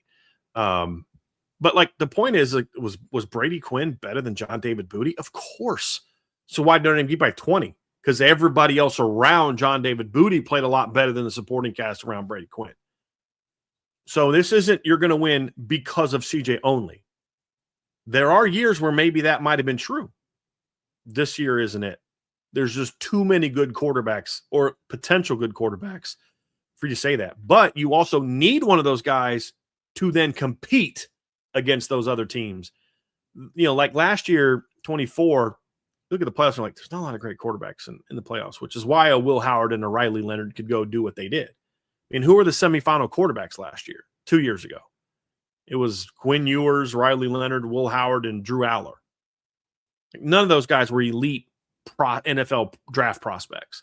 They were darn good college quarterbacks, but they weren't. It wasn't like 18 where it was like Trevor Lawrence, Tua Tagovailoa, Kyler Murray, and Ian Book. You know, where like one of these just didn't look like the others. You know, 2020 was like Mac Jones, Justin Fields, Trevor Lawrence, and Ian Book. And then this year it was like Trinidad Chambliss, who's begging the NCAA for another year because he knows he's not going to be a high draft pick.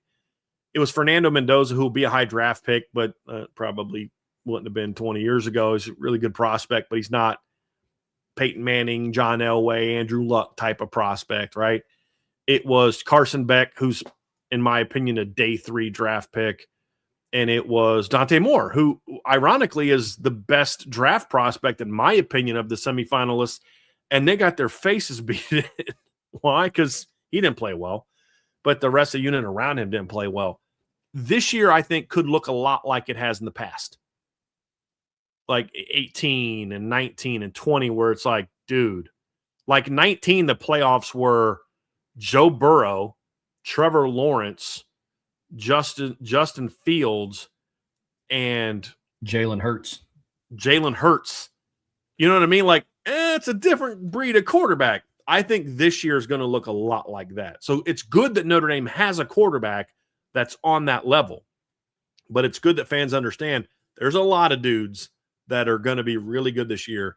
And I feel I've never felt as bad about a top 10 list as a quarterback than I've ever. And when I mean bad, is in like, dude, I may end up looking real dumb for leaving this guy off the list, but then I couldn't justify putting him in over another one of the 10 because of how deep it is. And we'll read off some of the names that we left off our lists at the end and some other up and comers, but this was a lot of fun to put together, Trev, but very difficult because of just the depth at the position this offseason or this upcoming season.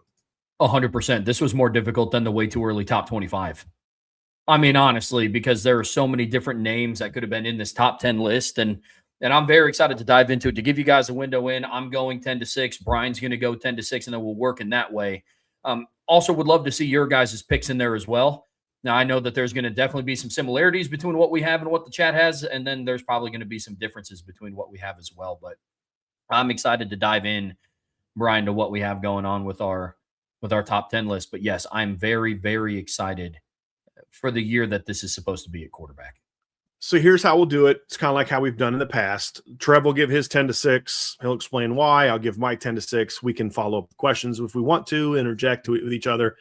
Then he'll give his 5-4. I'll give my 5-4. And then we'll release our last 3. And the reason is because once we get to 3, 2, 1, we're in the same exact order. So then we'll just kind of release those together. But Trev, because we had a lot of difference. We had the same 4 and 5, but just in a different order. Yeah. We had a very different 6 through 10 So let's kind of go through that, and we'll start things off with you, Trev. Let's go down into your top 10 quarterbacks, and we'll begin with a transfer in the SEC. Yes, sir. I'm starting off my list. Number 10, Sam Leavitt. He transferred from Arizona State to LSU this past offseason. And a couple of things give me a little bit of confidence with this pick. First and foremost, we've watched Sam Leavitt perform when he's had other offensive weapons around him. But it's not necessarily so much just wide receiver play. I like the skilled talent that LSU has coming back and what they brought in from the transfer portal. You combine that with what Lane Kiffin is as an offensive mind and his ability to kind of mold transfer portal players together. I like this fit for Sam Leavitt. The biggest reason why I'm putting Sam Leavitt at 10 is for the support that he's going to finally get from the run game. He was a much different quarterback in 2025 without Cam Scatterbo than he was in 2025 without him. And I think, and Brian, I know you share the same sentiment, LSU is going to have one of the best 1-2 punches at running back in the country this upcoming season if Lane Kiffin can use him the right way. Use them the right way. 6 to 7 at least, in my opinion. Absolutely. I like what Sam Leavitt brings to the table when he has a run game to back him, but because of some personality issues and questionable leadership traits, I can't put him any higher than this because there is a chance I still have to see Lane Kiffin be willing to use this running back room the way that Brian Kelly and the previous regime did not. If they're able to do that, I could potentially see Sam Leavitt climbing up higher for some of the production I think that he's going to have. I think he's going to be a lot of the drivers of success that LSU is going to have on offense because, look, there were a lot of people that were really high on Garrett Nussmeier this past season. Brian and I were not one of those people. We were just kind of under the assumption that he was what he was, and what he was a fine college quarterback. I mean, I think we both had him in the top 10, but it was near the bottom of the top 10, and he ended up not even being that. Yeah, he was closer to Zach Mettenberger than what LSU needed him to be that season. I think Sam Leavitt has a little bit more talent, and I like the talent coming in around him. So I have him at number 10. At my number 9 spot, I'm actually staying in the SEC, and I have Gunnar Stockton from Georgia.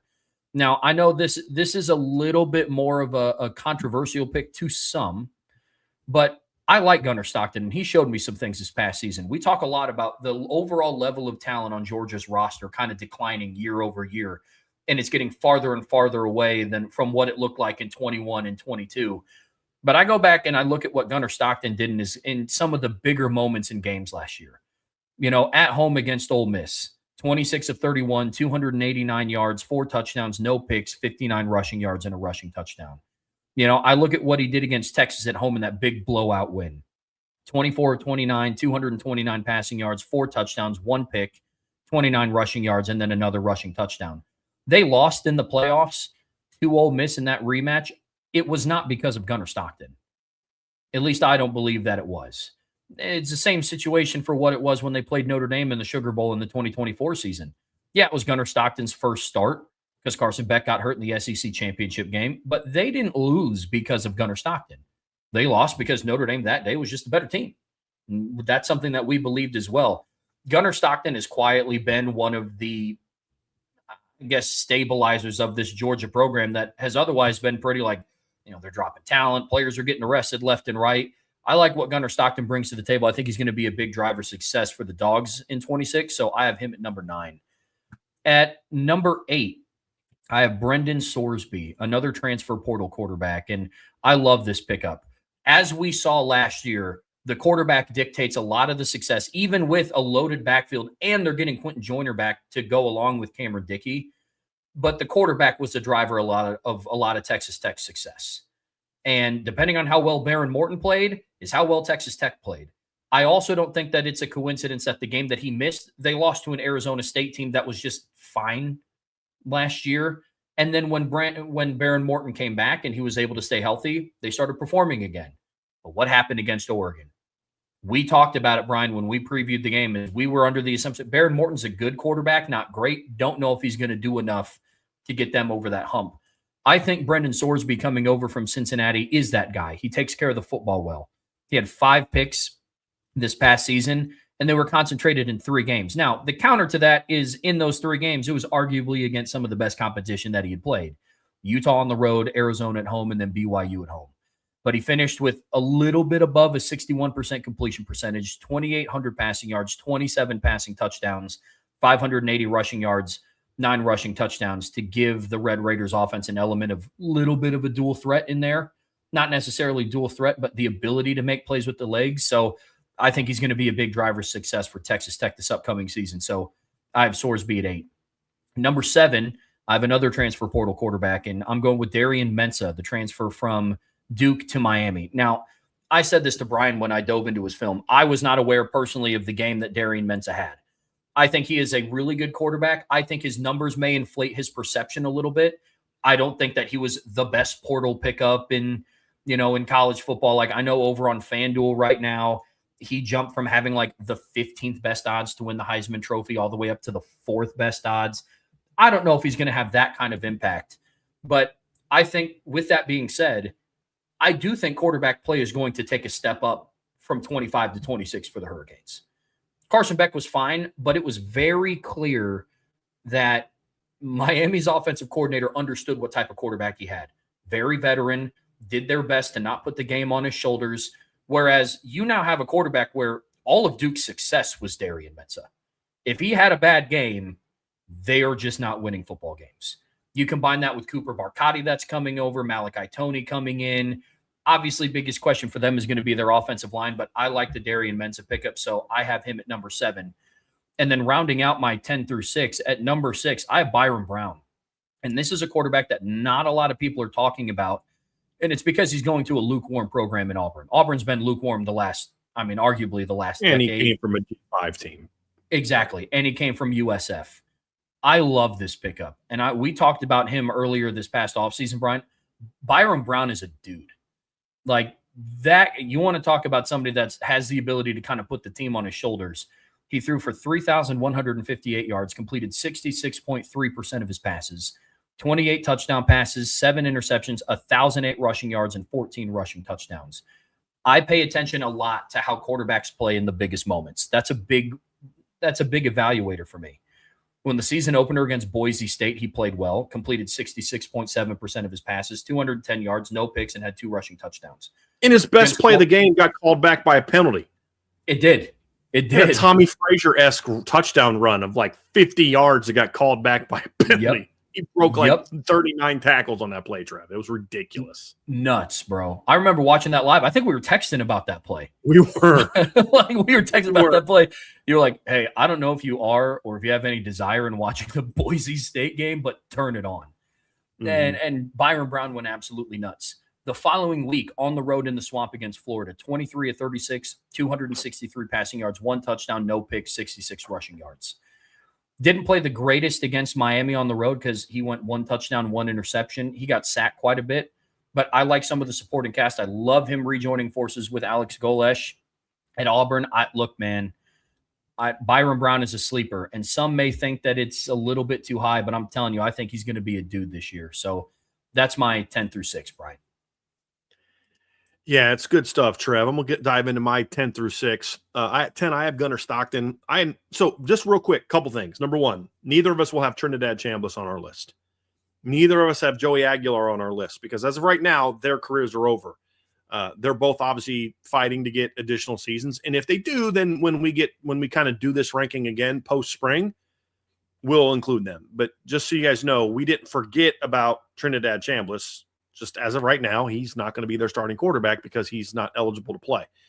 That'll be reflected. He was, I believe, top 5 for both of us. We talked about this, Trev. If he was included, he would have been in the top 5. Yep. The other thing for me, this is not a stats-driven ranking. This is not a NFL draft prospects ranking. This is a who will be the most impactful quarterbacks in 2026. Because if it was just about stats, then we're all leading up to announcing Drew Massamaker as our number 1 quarterback in the country. Stats are a part of it, clearly. This is about impact. That's why I had Blake Horvath in my top 10 last year, because it's not just a stats-driven thing. It's about impact. Who are the guys that have the best chance to put a team on their shoulders and carry them? I think Gunnar Stockton is a funky quarterback. He looks funny throwing. He doesn't have like a cannon for an arm. He just doesn't look like a playmaker. he doesn't look like a big-time quarterback when I watch him play, Trev. He just doesn't. He doesn't have that look about him. And then you watch a game, and you're like, there's those games where I've watched him play this year, where I go down at the end and I'm like, like I don't feel like Gunner was like blowing me away with like this impressive performance. But then I'm like, I'm watching the Ole Miss game in the regular season, and I'm like, he doesn't look like he's tearing it up. But then you're like, but he's tearing it up. And you watch him in that game, he goes, when they beat Ole Miss, he goes 26 of 31 for 289 yards, 4 touchdowns, no picks. And by the way, adds another 59 rushing yards and a touchdown. And honestly, if you watched the second rematch, their entire game plan was, we're going to not let Gunner Stockton beat us. I mean, they did a lot to try to throw him out of his game. And so you watch Gunner, and he just doesn't blow you away. Somebody in the chat said they're not 12-2 without Gunner Stockton. And I'm like, that's a fact. And I think they mentioned Tennessee, and I forget the other game that the person mentioned, but you're absolutely correct. He shredded Texas this year, shredded Tennessee. I mean, just I think it was the game-winning touchdown pass. Was that the one that he just dropped over the bucket? Was that the one that gave him the lead or the win at the end of the game? The only concern I have, Trev, of putting him in here is, if it's just based on last year, he's a no-brainer top 10 guy. There's just a lot of younger quarterbacks that I see making big jumps, and I don't know how much better Gunner's going to be because he's a fifth-year senior. But he earned enough this year to say, this kid's going to be a pretty good player. So he's my number 10 on the list. My number 9 is Malik Washington. And I don't know how many of you know about Malik Washington, but if you don't, watch him. This kid has all the talent in the world, Trev. He's young. He's learning. If you look at his past season as a true freshman, now, first of all, this is a big kid. He's like 6'5", 230. He was a true freshman in 2025. There's some things about his game statistically that you really like. He passed for 2,963 yards. He averaged more yards per game this year than C.J. Carr did in the regular season. He threw 17 touchdown passes this season. He had 4 rushing touchdowns this season, so accounted for 21 touchdowns. Only had 9 interceptions as a true freshman. Only had 1 game with multiple interceptions, but he also threw the ball a lot. Threw the ball 473 times. They only averaged 6.3 yards per attempt. And so you're like, there's some things about him I like, some things I don't, but he did not have a great supporting cast around him. But when you watch this kid play, Trev, he's a fun watch. I mean, he truly had to carry that offense as a true freshman. They went as Malik Washington went as a true freshman. I mean, he was that important to their offense. And he comes out, he completes 57, almost 58% of his passes, throws for almost 3,000 yards. He's got a big arm. He can make any throw. He's a tough kid. I think one thing he needs to learn to do is it's okay to run and be a runner. Like, I know that you want to be a drop back quarterback, but you are pretty athletic too. It's okay to be both. You can be both. And I think he'll learn that as he gets more experience. But he is a really, really talented quarterback, Trev, that's got all the physical tools in the world. He's got the physical tools of a future number 1 overall draft pick. Now he's in year 2. He's got to learn to make better decisions. He's got to learn to handle more volume of the playbook, just like a lot of young quarterbacks do. He's got to make better post-snap decisions. He's got to show better timing as a thrower. He's late with a lot of throws that he can still complete because his arm is so strong. So there's a lot of evolution, but I just look, if he just makes normal freshman to sophomore jumps, he's going to be a top 10 quarterback. And that's what I'm calling for. This is he might be one of the 5 most physically gifted quarterbacks coming back in college football this year. Just physical tools. But he's got to put a lot of it together. But there's just enough talent there to make me say, boy, I can't keep this kid out of my top 10. My number 8 quarterback is DeMond Williams from Washington. And if you would have a month ago, Trev, I would have had him much higher on my list. Much higher on my list. Because you watch what he did last year, he was exceptional. I mean, 3,065 yards passing, 611 yards rushing, 31 touchdowns through 8 picks. He was their offense. They actually had an early lead against Ohio State because he was making a lot of plays early. And then Ohio State finally was like, okay, we got to stop DeMond Williams. And they shut him down in the second half, but he was making some plays with his legs throughout the first half of that game, Trev, and really showed last year that he can be a legitimate thrower. He had a 161 quarterback rating last year. They asked him to do a lot. He had a couple rough games. He had some bad turnovers against Michigan, had a couple bad turnovers against Oregon, but he had a lot of great moments as well last season. And when you look at the ability to be a dynamic dual threat quarterback in his first year as a full-time starter, kid's very impressive. I mean, he's only started 15 games, Trev, and he's already had, two games of over 300 yards, including a 400-yard game against Rutgers. He's had 254, 298, 275, 280, 257, and that includes a guy that can make plays with his legs. He had a 100-yard rushing game against Rutgers last year as well. He's had, 1, 2, 3, 4, 5, 6, 7 games last year of over 50 yards rushing, in his first year as a starter. So, and they're going to need him to carry it more. Now, here's the thing. He would have been higher on my list had he not gone through what he went through this offseason, what he chose to go through this offseason, where he jumps in the portal and, puts his name in while a bunch of his teammates are at the, wasn't a funeral, but it was a memorial for a student athlete at Washington. There were so many things where he kind of alienated himself from his teammates. He decided to go back. But if I was more confident that he was going to be the unquestioned leader of that football team, I would have probably had him higher on my list. I might have had him top 5. That's how good I think Damon Williams can be. But I'm concerned about all those distractions and how they're going to impact his game. But even with those distractions, he's a top 10 quarterback for me. He's a very, very dynamic player. My number 7 quarterback, Darian Mensah, I think he's going to a great system for him. I do have some concerns about him having to learn a 3rd straight brand new system. Actually, technically, this would be 4th straight new system because he had Willie Fritz as a freshman, right? Then he had John Sumrall. Then he had the Duke offense this past year. Now he's got to learn the Miami offense. So that's a little bit of a concern. He just hasn't been able to make that evolution within a system. But he showed at Duke when he passed for 3,900 yards that he can make a pretty quick transition to the offense.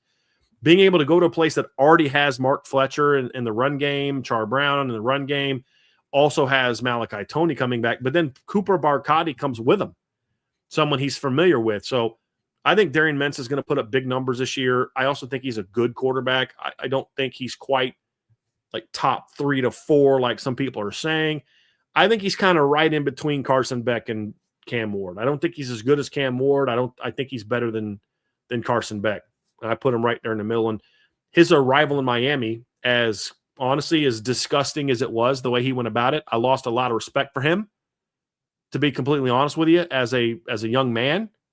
But he's still a talented quarterback, and I don't think him going to Miami is going to have any negative impact on how he plays. If anything, it's going to have a positive impact on how he plays. He's going to have a much better supporting cast. So I'm not a huge Darian Mensah fan for what he did this offseason and the way he did it. But boy, he's a talented player, and it's impossible not to have him in your top 10, in my opinion. He's my number 7. And then my number 6, Trev, we have the same number 6. It's Byron Brown. I mean, this is a kid, Trev, that he's another one that doesn't look the part always. He's got a little bit of a long, funky throwing motion. He drops the ball way down, and I think that can create some inconsistency as a passer with him. 66.3 completion rate is still pretty good. There's a couple times last year where he got into some funks because I think that motion got him out of whack, and it's not always the most repeatable thing, but he still completed 66.3% of his passes. He threw for 3,158 yards, 9.3 yards per attempt, 28 touchdowns, 7 interceptions, and he had a 167.06 quarterback rating, which ranks 6th in college football. So as a passer, this young man was an outstanding quarterback last year. We talk about CJ Carr was 3rd in the country in yards per attempt. Byron Brown was 4th, right behind CJ at 9.3. So just passing production alone, I think Byron Brown has shown he can be that guy. He goes into the swamp, goes 23 of 36, passes for 263 yards and a touchdown. He throws for 274 and a touchdown against Miami in a game where his team was just completely, overwhelmed. Absolutely brilliant in their win over North Texas on the road, went on the road and had a big win over North Texas. He was outstanding in their loss to Navy. He was really the only reason they were in that game. He threw for 327, 2 touchdowns, finished the year on a very high note against Rice, 16 to 24, 275 yards, 4 touchdowns, no picks. passing alone and passing talent alone, 6'3", 230, big arm, production, would have him in the top 10. And then you look at the fact, Trev, that's not all with Byron Brown, because this is also a kid that last year rushed for 1,008 yards and 14 touchdowns. You say, well, that was against G5 talent. True. And he wasn't as impactful with his legs against Miami, but he was against Florida. The reason that I don't have him higher, honestly, Trevor, is because we have seen a lot of quarterbacks that go from the G5 to the Power 4 level. There's a transition period for them. That's honestly what has him even as low as 6. But just impactability, talent to impact the game. He's a legit runner, but he's not your old school dual threat quarterback that just he can kind of throw enough to allow him to use his legs. This kid can legitimately rip you up with his arm, but then also do damage with his legs. And you put him at Auburn, they lost some guys, but they got some guys coming in. A lot of his receivers from South Florida are coming with him. So there's going to be that knowledge. He's going to a Power 4 team, but he's going to a Power 4 team with his coach. So he'll know the system. And I think that's why I feel very good about putting Byron Brown number 6. If you haven't watched him, folks, go watch this film. And like you said, he had 2 of his biggest plays last year were actually brought back by penalties. There's another one, and I can't remember who it was against, but he had another impressive touchdown run that got called back by a penalty against somebody else. This is a really, really impactful legit dual threat. Like, he's the kind of modern dual threat you want. He's not like I said, he can throw enough to hurt you. This is a legitimate kid that can beat you with his arm and he can beat you with his legs, and he's going to be a lot of fun to watch. Yes, he's going up from G5 to P4, but he's also going to be playing with P4 talent this year. And I'm looking forward to watching what Byron Brown does at Auburn. If you're somebody that's into, fantasy college football, I would look into drafting Byron Brown. Like, that dude is going to score you points, dude. That guy's going to score you points. Let's crack into the top 5 here, Brian, and we'll give 5-4. And my number 5 spot, I have Josh Hoover, the transfer from TCU who's going into Indiana. Now, I had this was the most debate that I had in my top 5. Who I was going to put at 5 and who I was going to put at 4. Josh Hoover, I would argue between the quarterbacks, because the track record that Indiana has brought in at quarterback, I think, speaks for itself. Curtis Rourke had an exceptional season in 2024. Then I don't know if it gets better than what Fernando Mendoza helped the Hoosiers do and go undefeated, go 16-0, win the Heisman Trophy and the national championship. That being said, as far as God-given ability and physical tools as a quarterback, you could argue, and I would argue, that Josh Hoover is the best of the 3. That is a talented kid.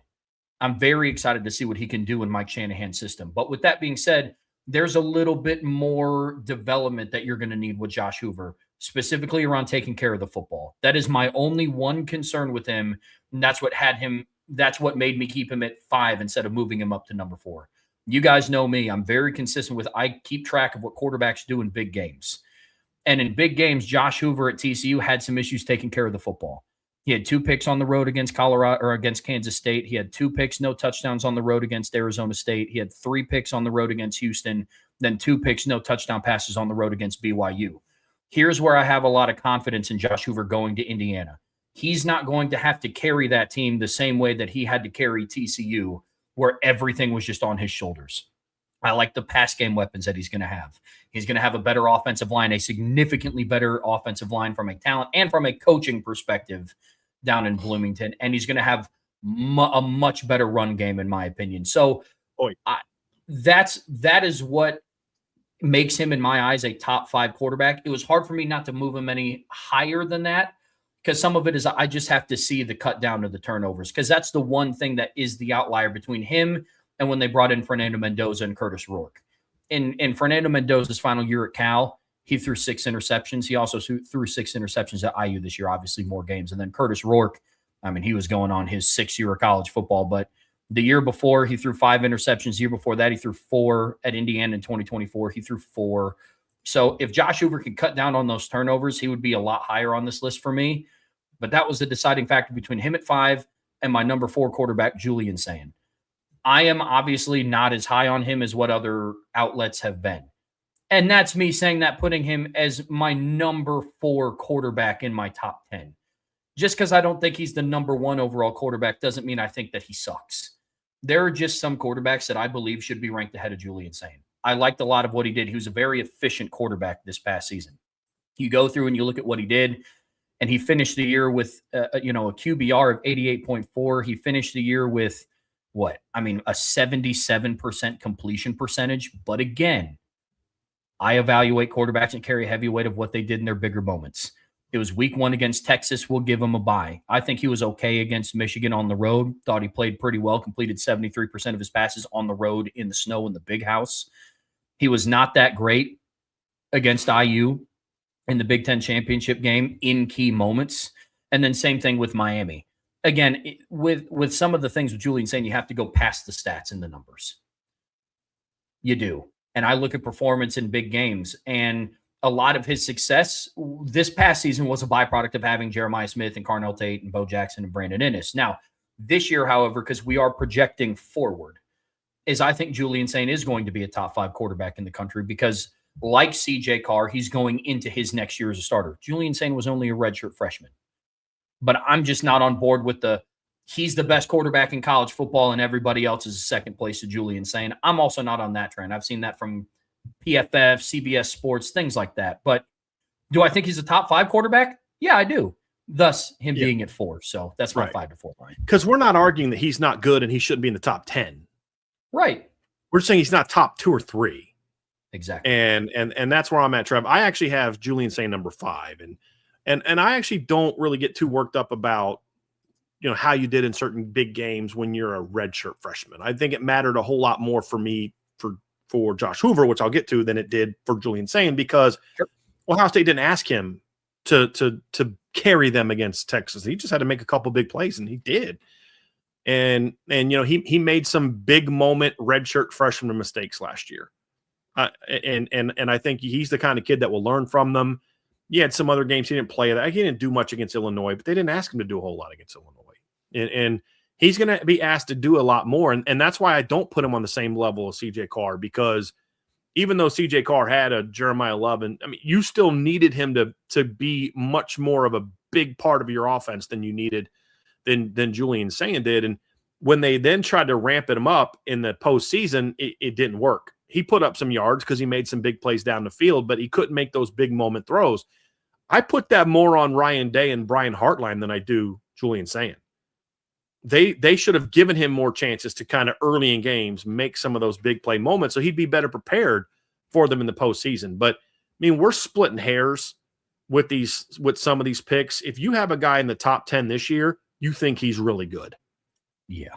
And so to me, I do think Julian's getting a little bit too much hype, but I think, or not too much hype.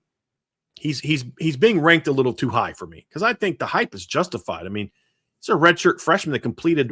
I mean, he was closer to 80% completion than he was 70%. 77%. I don't care how conservative your offense is. When you're a power 4 quarterback completing 77% of your passes, you're pretty flipping good. For some context, he led the nation in quarterback completion percentage at 77. The next closest guy was Carson Beck at 72.4. I mean, that's not even close, Trev, to his 77%. So I think Julian's a very efficient game manager. I think in year 2, however, what we're going to see from Julian is they're going to let him do more with his legs. If Arthur Smith does with Ohio State what he did in the NFL, will we not see more play action? Will we not see more movement throws? Will we not see more chances for him to not only get the ball down the field, but then also to tuck it and run if things aren't there? What I hope that Ohio State does is let Julian be a little bit more of a playmaker in the regular season, so that way the first time you're not asking him to do that is in the postseason. That's my hope, because he's still going to have talent around, big-time talent around him.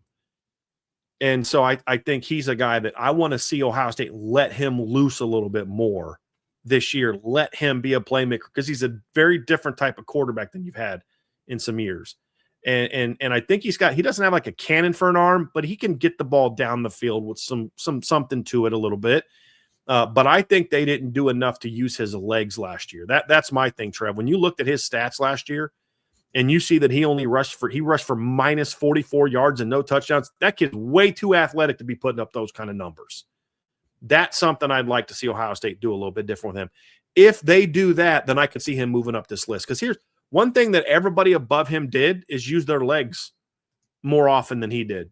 And the reason you can make a case for guys like Byron Brown and Darian Mensah, well, not Darian Mensah as much. He's a pretty good athlete, but he doesn't like to use his legs. But a Byron Brown for sure, Malik Washington, is because those guys can hurt you in different ways. I think Julian has the talent to do so. They just got to let him do it. With Josh Hoover, I absolutely love that pickup, Trev. Look, I had Josh Hoover in my top 10 last year. It should not come as a shock that now that he's on a better team than I have him in my top 10 this year.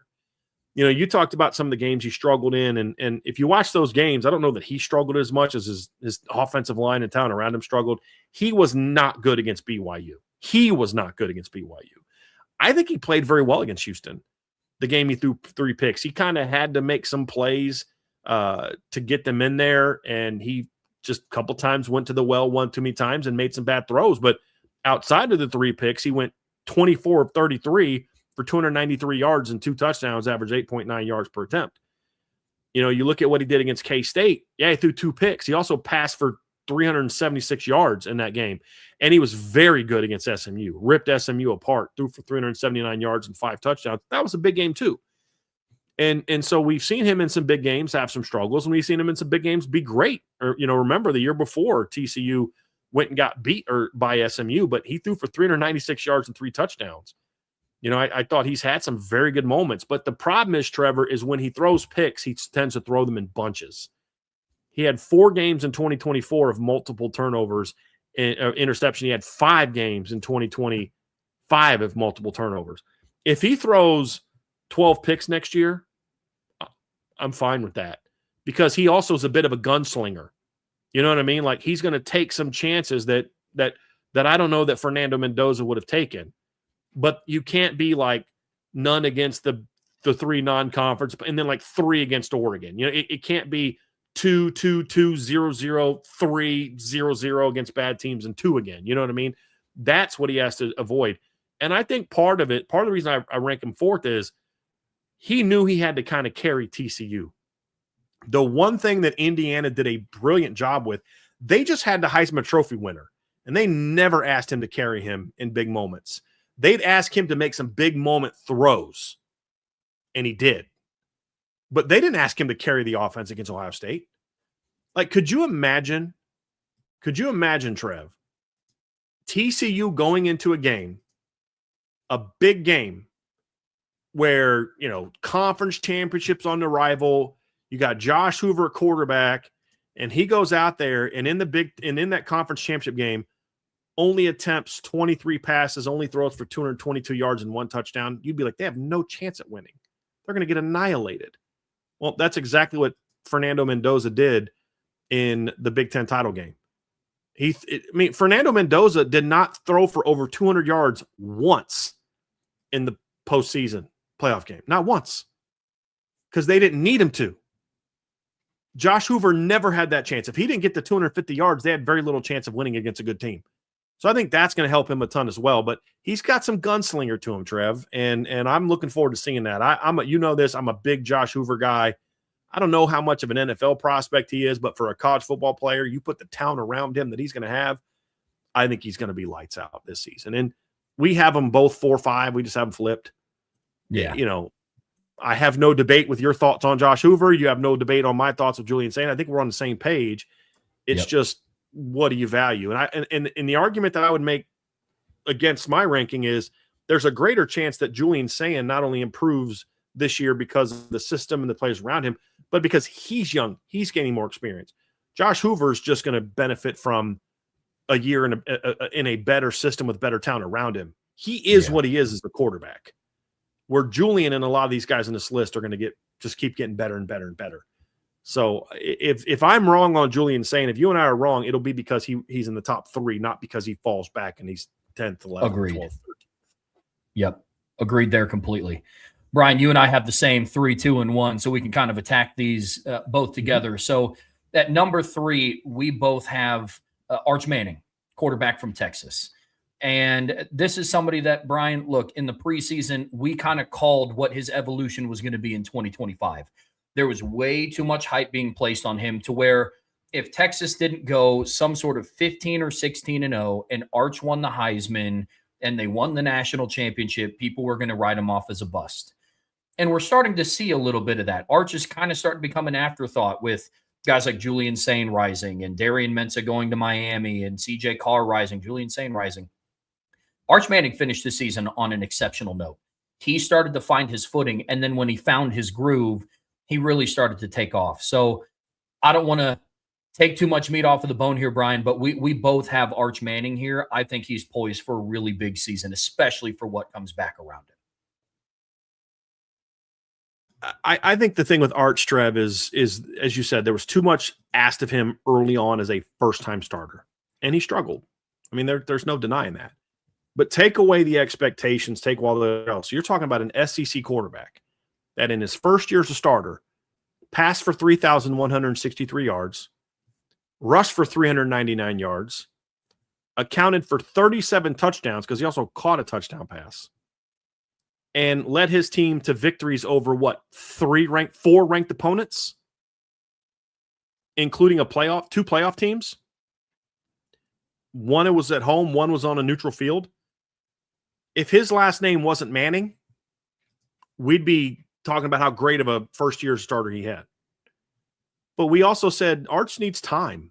He needs time to develop his game. He needs time to grow into this position, and that's exactly what happened. He was terrible the first 3 games, Trev. Terrible. And he was okay against Sam Houston State. They're a bad team. He wasn't very good against Florida. Against Oklahoma, running, I think his biggest impact that game was kind of as a scrambler. They won because of their defense. They won 23-6, had a punt return for a touchdown. Kentucky, he was bad. Second, and then he was pretty bad the first half against Mississippi State. He woke up in the second half of the game, and I feel like, we talk about having that the light comes on moment. That second half against Mississippi State, I think it was a light came on for Arch Manning. He just stopped. You know why? Because they were getting beat bad. They were down, 3 scores? I think at one point in time in that game. And Arch was just like, dude, what I got to lose? Just go play ball, man. Like, just let her rip. And he ripped Mississippi State up. And he came out the next week, and you just saw him in the first half against Vanderbilt. Like, dude, this is a different kid mentally. Like, when you watch him play against Vandy, like, it was a different kid mentally. Even against Georgia, I thought Arch battled. The rest of his team was outmatched. His offensive line was terrible. Arch competed his tail off in that game. And I just felt like that second half against Mississippi State was sort of the lights going on moment. And then you looked at the A&M game, and A&M was doing a lot of things to kind of confuse him mentally. He had some drops by his receivers. He wasn't on his game as a thrower, but look what he did with his legs. And this is what I like about Arch, is if he's off as a thrower, he can still go make big plays as a runner. Had 53 yards rushing at a touchdown. I think it was the touchdown that put him ahead late. I think it was him just stepping in the pocket and taking off right up the middle. Might not have been the one that put him ahead, but it was one of the second half touchdowns that helped him win that football game. And by the end of the season, Arch was pretty good. Yeah, I know Michigan was a beat up football team, but I don't care who you're playing, man. You know, when you pass for 221 yards and 2 touchdowns and run for 155 yards and 2 more touchdowns, you're a pretty darn good football player. I think when you look at the talent around him, the offensive line remains a question mark, but they upgraded at running back this offseason through the portal. They upgraded at wide receiver through the portal. Now, the big key for Arch is going to come down to, can the offensive line protect him? That's going to be the big question. But if they can, I'm a big fan of what Arch is growing into. The opportunity was always there for him. He was never the elite, like, number 1 player in the country that people made him out to be. But he also wasn't the overrated quarterback that others made him out to be, because it sells also. He was always a kid with some talent that needed time to grow, because he wasn't the technical assassin that his one uncle is. He was more of the gunslinger that his other uncle is. We've said this before, Trev, and somebody in the chat just said it. He's more Eli than he is Peyton. Oh, absolutely. And you just got to accept that. But Peyton won 2 Super Bowls, and Eli won 2 Super Bowls, doing it very differently.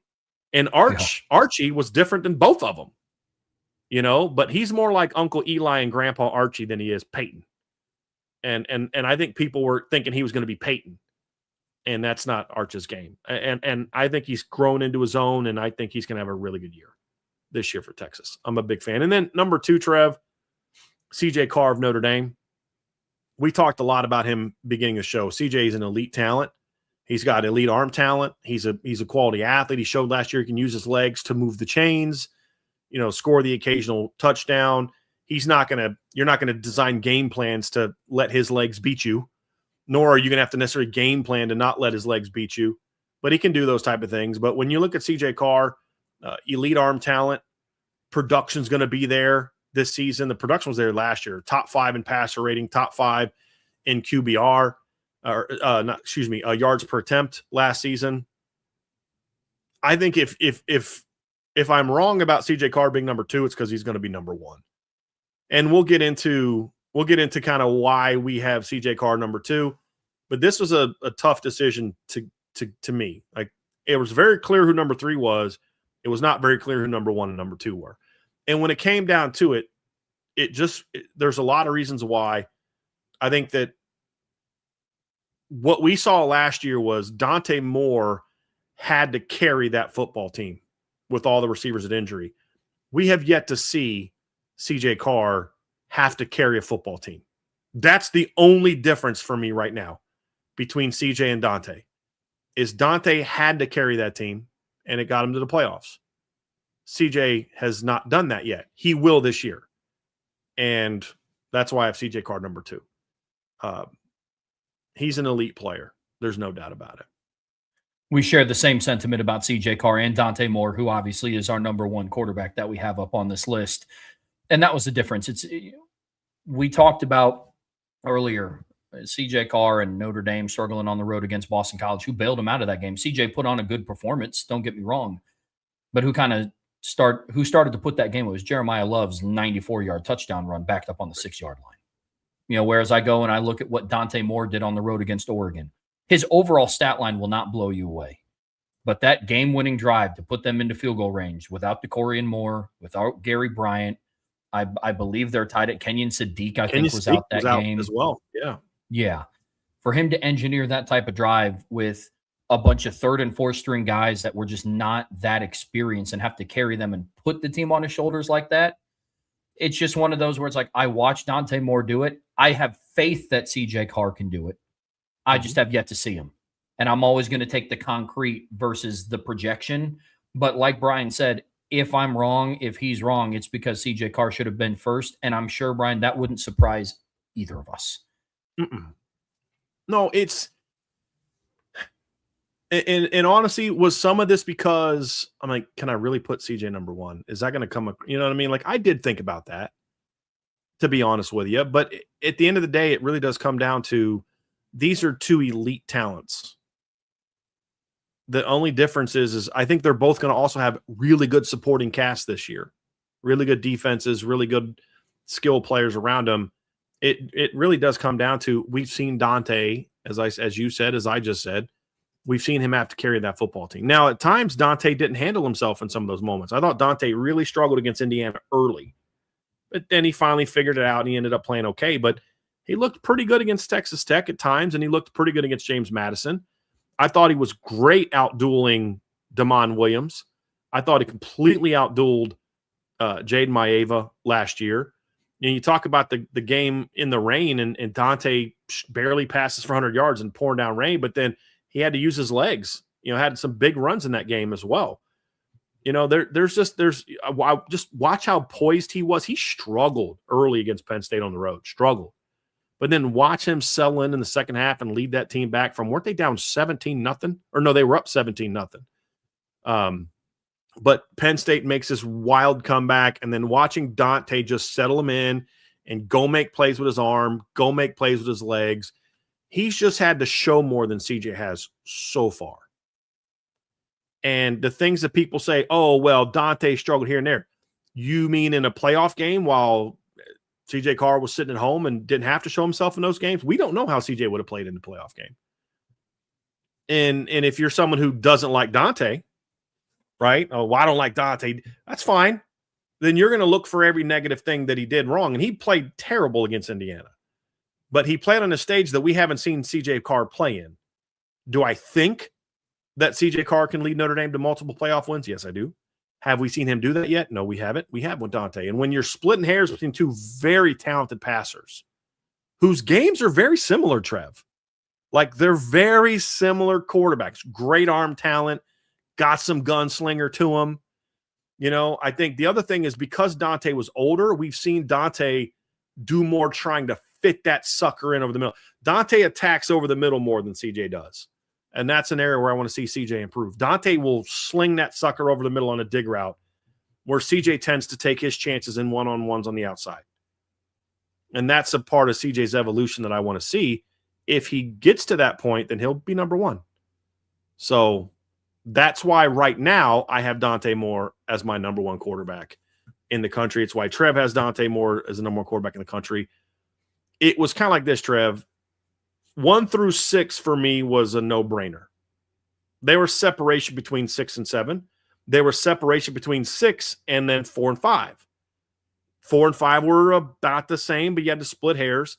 There was a very clear number 3 who I thought was significantly ahead of 4 and 5. And then there was distance between 1 and 2, and 1 and 2 is splitting hairs.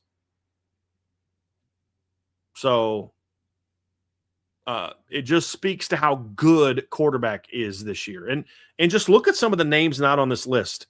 You had Brendan Sorsby. I didn't. You had Sam Levitt. I didn't. Here's guys that we both did not have on the list. Devin Dampier, who threw for 2,490 yards, 835 yards rushing, and 34 touchdowns, only 5 picks. Drew Mestamaker, who threw for over 4,000 yards and 34 touchdowns last year. We don't have him on the list. The quarterback, the freshman from Cal, who as a true freshman passed for 3,454 yards and 18 touchdowns as a true freshman, is not on the list. CJ Bailey, who everybody knows I'm a big fan of, not on the list. Kevin Jennings, not on the list. Bear Bachmeier, not on the list.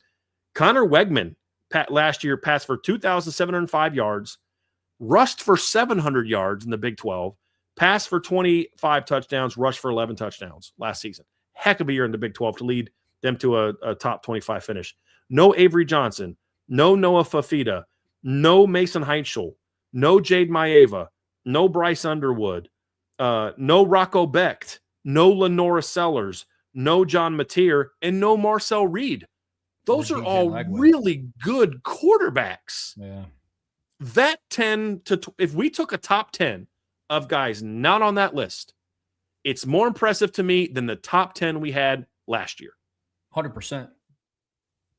Yeah. Oh, absolutely. Because if I remember correctly, in our top 10 list last year, at least for mine, I didn't have CJ Carr. And if I did, it was near the bottom because we just didn't know. He was a redshirt freshman.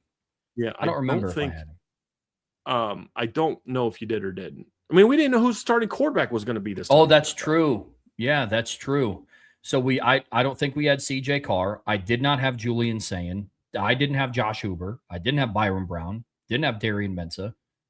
I mean, I think I had Sam Levitt at 10 last year because I was like, he's going into year 2 at Arizona State. Obviously, we know how that panned out. But yeah, man, this top 10 list is exceptional, especially compared to last year. A lot of names were left off. A lot of names. There's a lot of good quarterbacks. And like normally Trev and I'll debate a little bit.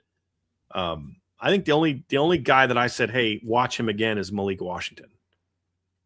But like Brendan Sorsby, I'm like, dude, I had a hard time not putting Brendan Sorsby on there. I had a very hard time. I had a very hard time not having Devin Dampier on there, Drew Mestamaker on there, CJ Bailey on there. Jaden Maeva for USC. I mean, I have no problem leaving him off, but like there's a lot of years where a guy that passed for 3,700 yards and had 30 combined touchdowns at USC would have been on this list. But when you're separating last year, when you're separating really good quarterbacks, it's like you got to draw the line somewhere. Noah Fafita had a heck of a year last year for Arizona, leading them to a top 25 finish. So, and there's some really talented young quarterbacks that I like. We don't have Colton Joseph on here, who was a guy that passed for 2,624 yards and rushed for over 1,000 yards last season and had over 30 touchdowns. Like how's he going to be this year? Can't justify putting him on my top 10, but I'm gonna mention him. Could John Mateer end up being a top 10 quarterback? He has a chance. I have a hard time putting a guy that had 14 touchdowns and 11 picks on my list. But we also believe that a lot of that had to do with the injured hand that he had early in the year. What kind of quarterback will he be this year? With a very good supporting cast. We both talked about how much we like the portal pickups they got at receiver. We think their offensive line is going to be better. We think they're going to be able to run the football better. And then his hand will be healthy. So there's so many talented quarterbacks. Marcel Reed has a beef to be on here. There's so many quarterbacks, Trev. It's such a loaded year. And I'll tell you, two leagues that are absolutely just insanely loaded at quarterback is the Big 10 and the Big 12. Yeah, bro. Like the Big 12, here's the list of quarterbacks in the Big 12. Should be Arch Manning, but that's a different conversation for a different day. Texas is still in the Big 12. But I've got in the Big 12, I've got Brendan Sorsby, Devin Dampier, Drew Mestamaker. You've got Bear Bachmeier, Connor Wegman, Avery Johnson, Noah Fafita, Cutter Boley, who's going to have a really good receiving group to throw to this year, and Juju Lewis, a former 5-star commit at Colorado who took over last year and in limited time threw for 589 yards, 4 touchdowns, and no picks. The Big 10 this year has not only Dante Moore, not only Josh Hoover, Julian Sayin, who we talked about, Malik Washington, but also the Big 10 has Jade Maeva, Bryce Underwood, Drake Lindsay, Aiden Childs this year, Nico Iama-Laeva. They have Rocco Becht, Dylan Lonergan transferred into the league. I think he's going to do well at Rutgers. And then Colton Joseph, the kid we talked about. And so those two leagues are incredibly deep. I didn't mention DJ Lagway for Baylor, but DJ Lagway has no business being in the conversation for top 10 quarterbacks in the country. But he's just another talented kid in the Big 12. He's talented. Those two leagues especially are absolutely loaded. And you want to know one of the reasons why the ACC is not as good as the other leagues? There's some really good quarterbacks at the top. Obviously, we have Darian Mensah in the conversation. He's in that top 10 list. We have, and I forgot about Damon Williams is also in the Big 10 because I keep forgetting that Washington's in the Big 10. But, CJ Bailey we both like. The kid from Cal is a good player. Kevin Jennings is a good player. And then after that, it's what? It's Mason Heinsold. And then a lot of not great. That's one of the things that separates. And I think the SEC has a little bit of a quarterback problem as well. There's some very good quarterbacks in the SEC, but there's also a lot of guys you're like, in the SEC as well. The SEC's got to continue to get better at quarterback. They're getting there. The ACC's got to figure out how to recruit and develop quarterbacks better than they have. There's a big difference between when you look at the quarterback play in the Big 10 and the Big 12, and even the SEC, because the top of the SEC is better than the 1 through 5 in the ACC. There's a big difference in those two leagues as far as just top end talent, but even more so depth of talent at quarterback. I mean, it's like everybody in the Big 12 outside of like Iowa State has some kid coming back that's got some talent, or some kid coming in that's got some talent. And I think that's one of the things that makes the Big 10 and the Big 12 better leagues than what the ACC is right now. It's quarterback play is a big part of that right now, Trev. I mean, think about this, and I'll just use my list as an example here because it's kind of the only one that I remember from last year's. But in my list last year, I had DJ Lagway ranked and Lenora Sellers as an honorable mention, and we didn't really even talk about them today. Mm-mm. I know we didn't talk about Lenora Sellers, and if we made a top 25, I would argue that DJ Lagway probably wouldn't be in my top 25 of quarterbacks this year. He's not in my top 7 or 8 of the Big 12. But that's exactly. And I think that speaks to the level of growth of quarterback play in college football, that a player with that much raw talent, if this was last year, but DJ Lagway had the season we had, we would have conversations like, we'll see what he can do. And go into the Big 12, a little bit more quarterback friendly league, air it out a little bit more. Maybe he'll develop down at Baylor. Who knows? And Lord knows Art Briles is going to need him to do that as well. But a lot of things who's the head coach at Baylor? Dave Aranda. Dave Aranda. Art Briles is the OC. That'd be amazing. No, I don't know really where I got that name from. Yeah. No, because you're thinking great quarterback play at Baylor, and what's the first thing you think of? You think of Art Briles. Yeah. I get that. Well, I guess DJ Lagway would have actually really liked to have Art Briles. He would have been very, but like Trevin, there's a lot of young quarterbacks that we need to talk about too. That how are they going to be? How's Matt Zoller going to be at Missouri? How's Ethan Grunkmeyer going to be at Virginia Tech? Like that's the other thing too, is there's a lot of talented young quarterbacks that, Drake Lindsay at Minnesota is a guy that I'm very high on. How's who's, I have zero chance of pronouncing his name. The kid from Michigan State.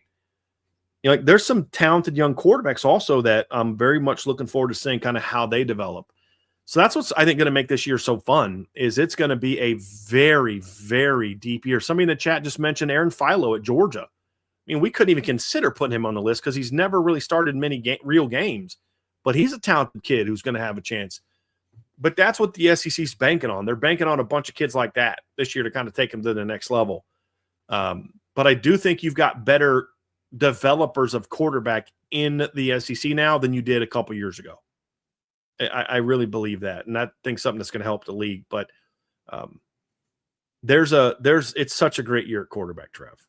Such a great year at quarterback, and that's what's partly why I'm looking forward to this season. But then also you look at and say Notre Dame is going to have one of the best, if not the best, and that also as a Notre Dame fan should get you excited. But I think you guys get a sense of this is why we say it can't just be the CJ Carr show. He's going to need a supporting cast around him to help lead him to victory, because I do believe this is going to be a lot like it was in 2018, a lot like it was in 2019, a lot like it was in 2020, where the quarterbacks kind of somewhat neutralize each other a little bit. It's going to be about what supporting cast plays better.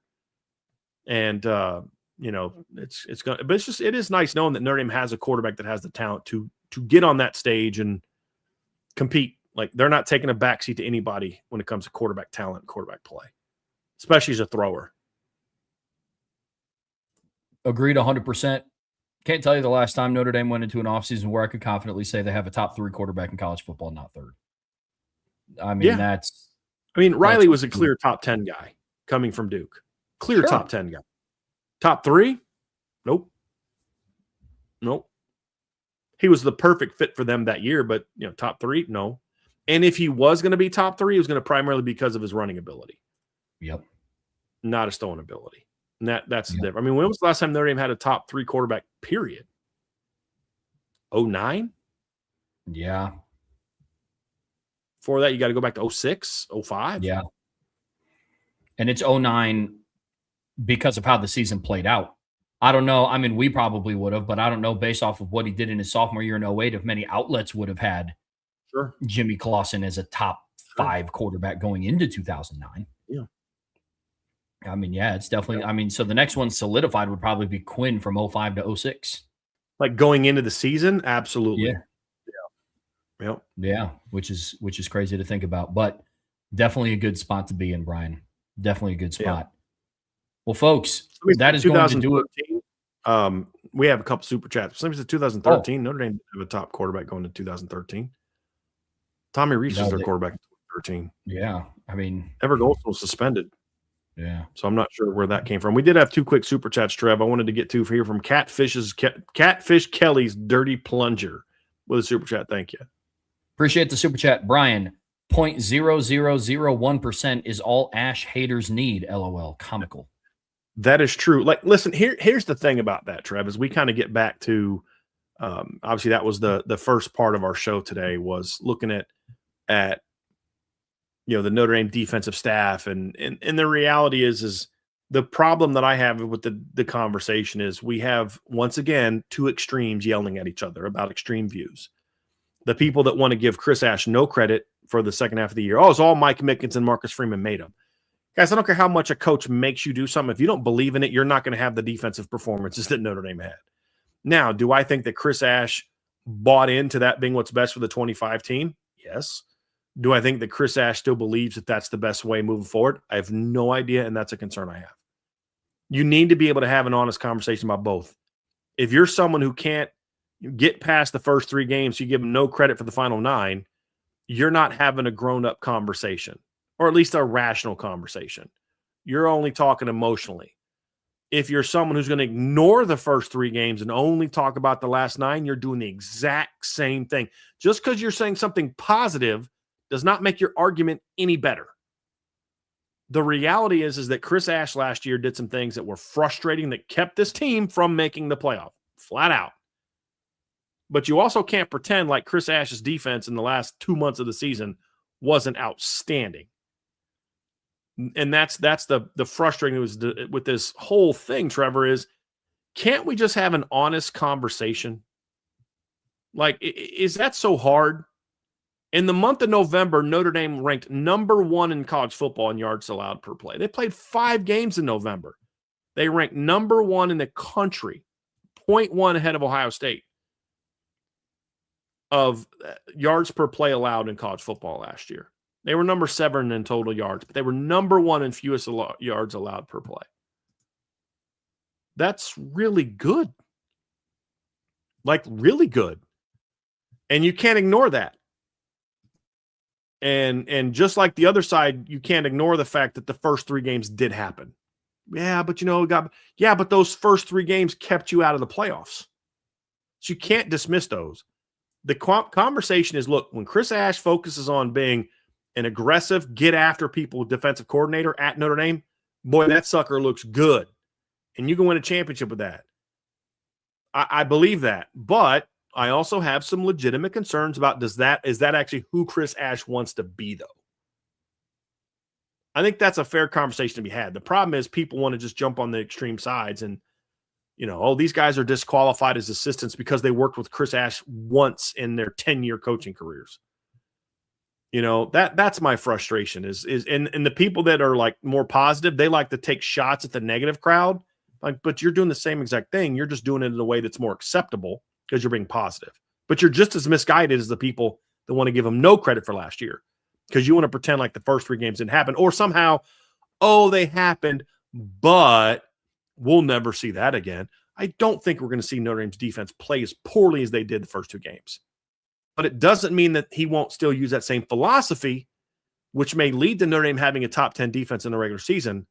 But I don't know how conducive that is to winning a championship. And we have to be able to have that conversation as well. And that's the unfortunate thing is it's yet another topic where we can have a good debate that it seems impossible at times to have that debate because you get the 2 extremes like lobbing grenades at each other. And neither of them are effective. They're like duds. They're just throwing duds at each other. And it's frustrating. And they're not having a rational conversation. No, and it's like with any hot topic in the Notre Dame coaching sphere, players that, some fans believe should be starters and others believe shouldn't even be on the team. Here's all I'll say about this Chris Ash situation and the defensive coaching staff that he's hiring. And I said this yesterday, and I'm going to say it again. Love him or hate him, you're going to need him. In 2026, whatever your feelings are about Chris Ash, if you think he's the best defensive coordinator at Notre Dame since Barry Alvarez, or if you think he's worse than Brian Van Gorder, you need him to be at his best in 2026 because of everything that's at stake this season and the opportunities in front of this team. We can sit here and debate all day long about who should do what and who should do this. And look, I get it. He's going to have a preseason press conference that I know people on either side are going to rip to shreds and dissect until there's just nothing left of it. And I'm well aware of that fact. And Brian and I, along with Vince and Sean Stiers and Sean Davis, are going to continue to evaluate the things that he puts out onto the field as a product. But it does us no good to see, he should be gone. He's not going anywhere. So love him or hate him, you're going to need him for the 2026 season. I am on board. I don't know if there probably is. I'm saying this a little bit hyperbolically. I don't know if there's anybody rooting for Chris Ash's success more than I am. Because if he has the success that he has the opportunity to have this season and be a Broyles Award watch list guy and a Broyles Award finalist, that means really good things for Notre Dame. Really good things. And I think we all need to get on board with that.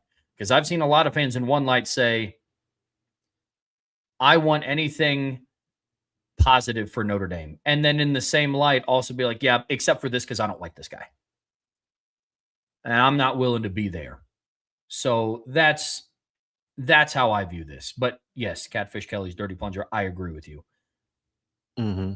People will latch onto just the most minute percentage of something just to hate it. I agree. This is from Remington Jeans. He knew I was at the dentist yesterday. Look at those pearly whites. So I actually was not there to get a cleaning.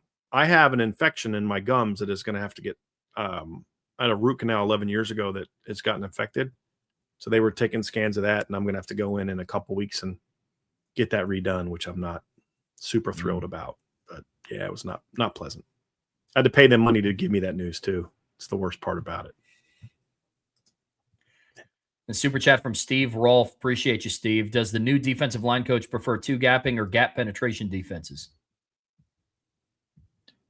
I mean, I'm going to say this to people. It really, at the end of the day, does not matter what Charlie Partridge or Brian John Mary or Aaron Henry prefer from a scheme standpoint. Whether they prefer one gap, two gap, prefer man versus zone, prefer blitzing versus not, it's irrelevant. They're going to coach what Chris Ash wants to do. If Chris Ash wants to two gap, it doesn't matter what Charlie Partridge wants to do. You know, it's like, hey, Charlie, what do you want to do?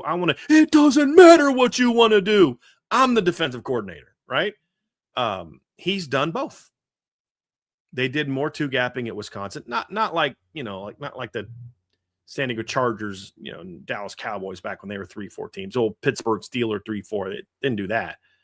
But much more odd front, where two gapping was something that they would do. At Pitt, they were a penetrating, get up the field, get after the run game, get after the quarterback defense. The reality is Charlie Partridge has been coaching football long enough. He can do both. It comes down to what does Chris Ash want to do. I think most defensive coaches, if they have their preference, would want to get after it with their guys. But at the end of the day, it doesn't matter. He's going to do it. He could want to one gap, penetrate, get after the quarterback all day. He's not the one calling plays. The coordinator is. And he's going to coach what the D coordinator wants. So I also don't think Chris Ash is the kind of guy that would want to work with Charlie Partridge so he can teach his guys how to just sit there and eat up blocks all day. But is there merit to that? Yeah. I mean, I kind of like the idea of Tion Gray and Jason Onye just eating up blocks and letting Drake Bowen and Kingston and Jaden Alsbury and Jalen Sneed and Matt Framo just fly to the football.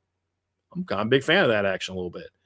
The thing that I had that bothered me against Miami is they were two gapping with a 270-pound defensive lineman and then not letting their linebackers fly to the football. They were trying to do this read and react fit off of the two gap type of thing. That's what you ask NFL players to do, not Drake Bowen in the first game of your system, not Jaden Alsbury in the first game of your system. And that was the mistake.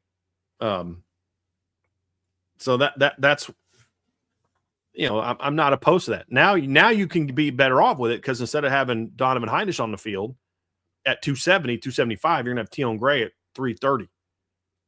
Jason Onye at 305, 310. You're going to have Francis Bruce, only 280, but strong as an ox. You're going to have much bigger bodies to carry that out than what you were trying to do in week one. And so there will be times. I mean, I would not be opposed to Notre Dame going to some odd fronts next year against certain teams because they have the horses to do it. You could put either Onye or Tion Gray at nose. You could have, Bryce Young as a 4-eye. You could have Jason Onye or Elijah Hughes or Armel Mukam, or you could have Chris Burgess as the 4-eye or 5 on the other side. Be big, be physical, and then you're just letting your linebackers fly to the football. You're standing up Boubacar off the edge and letting him rush the quarterback. There's times in that I'm fine with that. I like diversity up front. I don't want them to move to a 3-4 team, but there's certainly some looks where, because you got to block an odd front a whole lot different than an even front. Odd front versus even front, just a quick football 101. An odd front is a general term for a 3-man defensive line. So you have like a nose and then 2 linemen that are usually over the tackle in some capacity. So 4-eye is inside of the tackle. 5 is, at least the way I taught it, is slightly shaded. And then a 4 is head up. Some people teach a 5 is head up. 6 is outside, 4-eye is inside, whatever. People teach it differently, but it's inside shade or head up on the tackle is your 2 ends. And then you've got that big odd man front, 3 guys. An even front is more of 2x2. You've got 2 guys on one side, 2 on the other. Whether you're under front is more of your nose is to the strength. Odd over front is the nose is away from the strength. So you have a 3 technique to the strength. But it's basically in very layman's terms, it's between a 3 and a 4-man line. Odd front is more of a 3-man line. But with a guy like Boubacar on the edge, you can easily go from odd to even without changing personnel. With guys like Tion, there were times last year, Trev. I don't know if you guys all saw this on film. There were times last year when Oregon would go to an odd front, Tion Gray was in a 4-eye, and somebody else was over the nose. So, because he can move pretty well for a 330-pounder. So I think the personnel gives them a lot of different looks. Having Francis Brew as your 4-eye is not going to hurt you at all if you've got Boubacar right outside of him coming off the edge as a passer. And then you can slant. You can line up an odd and slant to like what you'd see from an even front. There's just a lot more things you can do, and I'm okay mixing those things up. I'm fine with that. I think there's some times that you can go to a 3-3 stack look with the personnel you have. If Chris Ash decides, you know what, for this particular series, we want to give Boubacar a breather, we're going to put Tion Gray, Jason Onye, and Francis Brew on the field together, and we're going to have Drake Bowen, Kingston, and Jaden Osbury or Jalen Steed on the field together as 3 linebackers and some odd fronts, like where we're okay. You know what I mean? And then attack with those guys. There's a lot of different things you can do as long as you're sound with it and as long as you're aggressive with it. That's my big key. But I do think we're going to see more mixture of the odd versus even fronts this year. I'm okay with it as long as you do it the right way. So, and I think that's partly why you go get a guy like Tion Gray and get Jason Onye back, is to see more of that stuff. So I think at the end of the day, the answer to your question, Steve, is yes. I think he prefers to do both depending on the personnel and the circumstance. But I think if he can only do one, I think Charlie Partridge would like to be more aggressive with how he attacks teams. Most D-line coaches want to attack. Good deal. Good deal. Is that the last super chat? Well, all righty. Well, folks, that will do it for us here today on the Irish Breakdown podcast. Here in a little bit, about an hour, 10 minutes, the guys are going live on IB Nation Sports Beat. Be sure to tune into them. Bryan and I will be back tomorrow at 1 p.m., so be sure to tune into that on your way out of here. Be sure to hit that like, hit that subscribe, hit that notification bell. Share this podcast with your friends and family. Anybody that you know loves Notre Dame and college football as much as you do. But as always, the best way to support what we do here is subscribe to the premium message boards at boards.irishbreakdown.com. Have a wonderful evening. We'll see you back here very soon on the Irish Breakdown podcast.